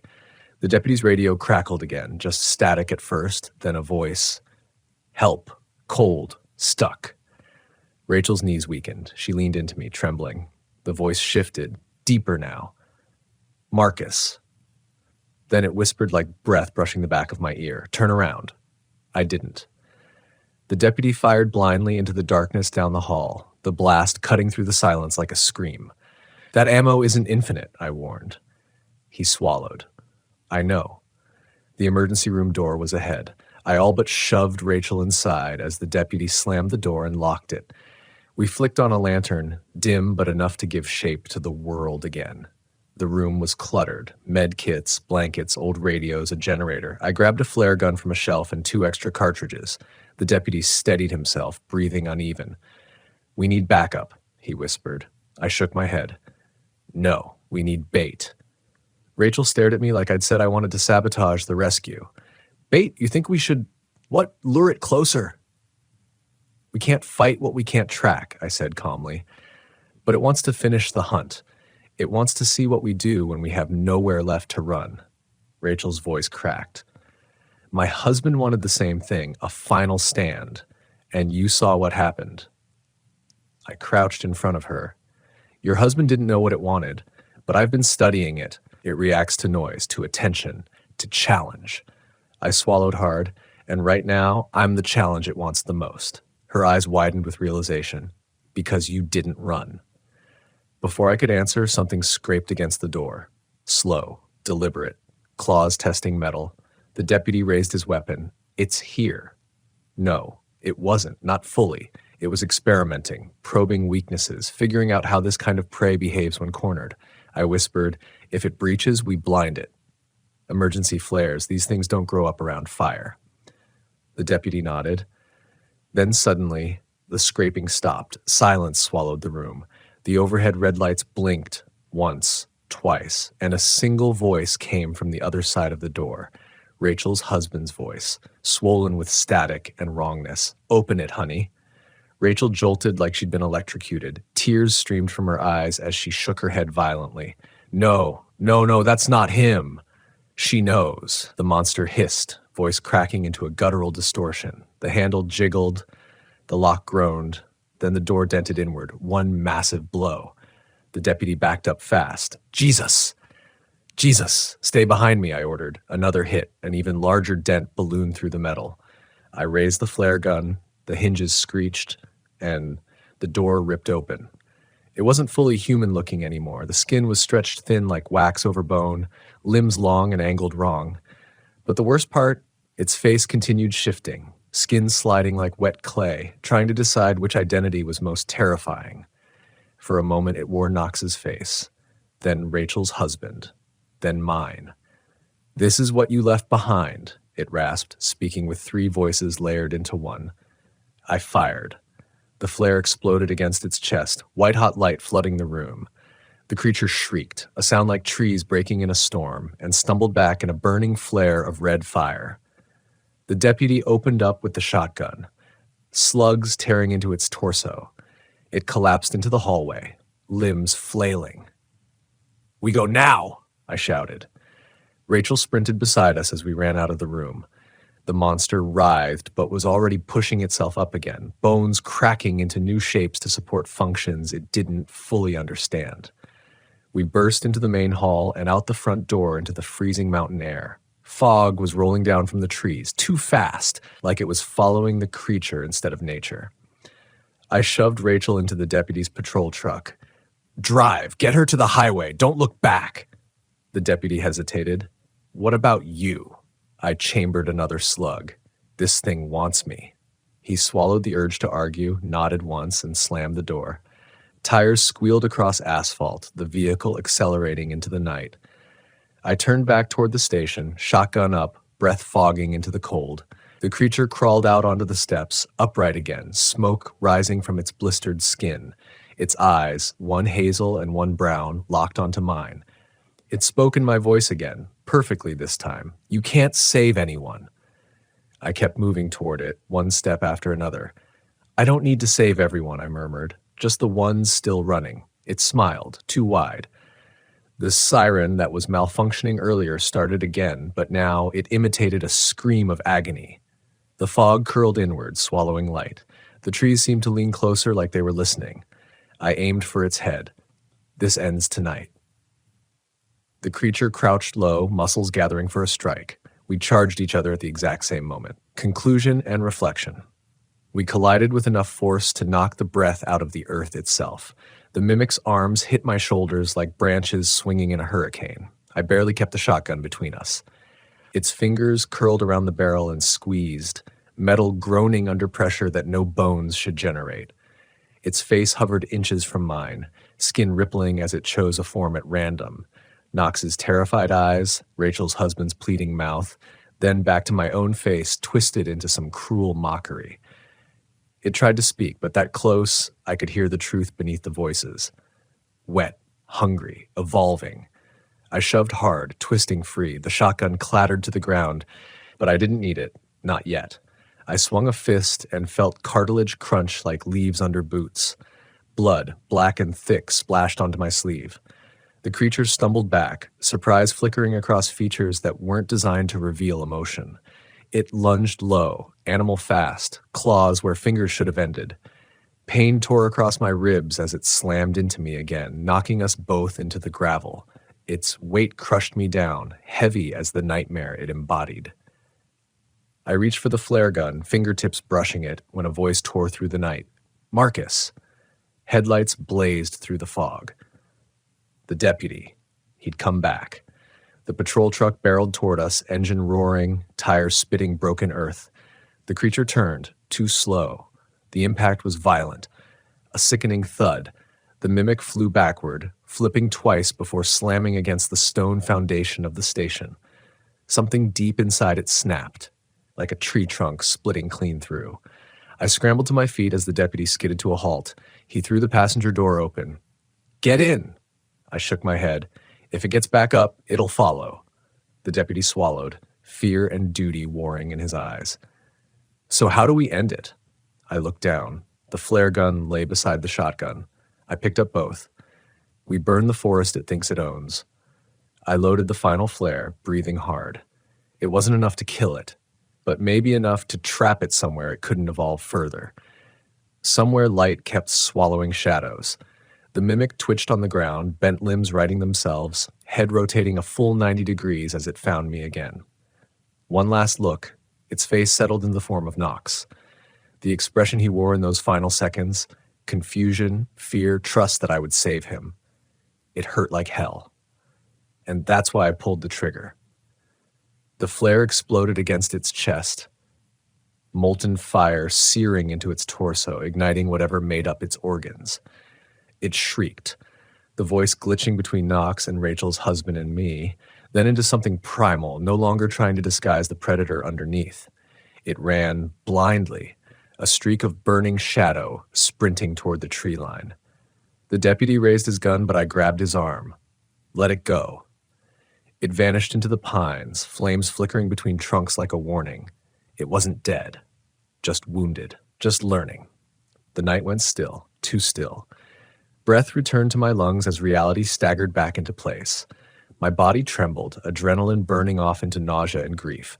The deputy steadied me. What now? I stared into the forest, the same forest I'd sworn would never own me again.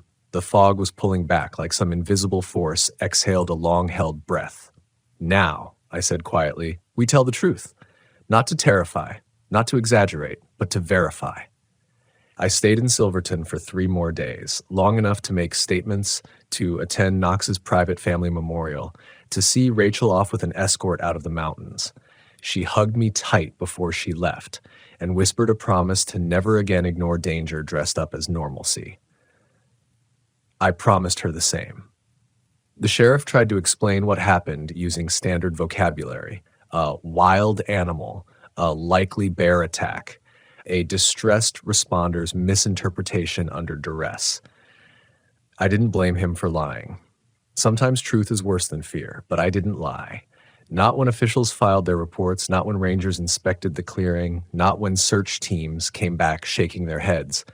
I told them it learns. I told them it mimics what we love. I told them it uses voices to tear us apart. They wrote it all down. At least some part of the truth now lives in paper and ink instead of buried corpses.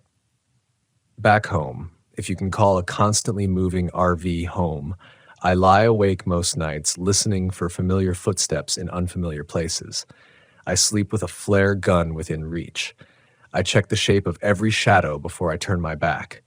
I monitor the cadence of my own breathing, terrified I'll one day hear it echo from somewhere it shouldn't. Because one thing gnaws at me every single morning: fire is just light running out of time. That creature wasn't stopped, only interrupted. I've spent years analyzing what makes a place dangerous for RVers: bad infrastructure, wild animals, criminals, storms. But now I know the real threat isn't the forest. It's the silence. It's the voice you trust telling you everything's fine. It's the familiar sound calling your name from the dark, wrong by only one tiny detail. And that detail is all it takes to die. Here's the part I didn't want to admit until now. Sometimes in the early hours before dawn, I hear knocking on the side of my RV. 4 taps. Tap, tap, tap. Same rhythm as the security camera lens. I sit up, frozen, and wait. If it knocks again, I don't answer. I don't breathe. I remember that terror isn't what kills you. It's responding. It's letting curiosity win. It's forgetting that some things only need to learn one last lesson before they never stop hunting. The lesson we almost failed to teach. We don't always run. Sometimes the prey fights back, but I know the truth that keeps me alive. Every dangerous story begins with disbelief, and every survivor ends up a believer. So if you're watching this from the comfort of a campsite you trust, by a fire you think protects you, beside a voice you think you know, just remember my name. My name is Marcus Hale, former firefighter, full-time RVer, one more witness who didn't want to be right.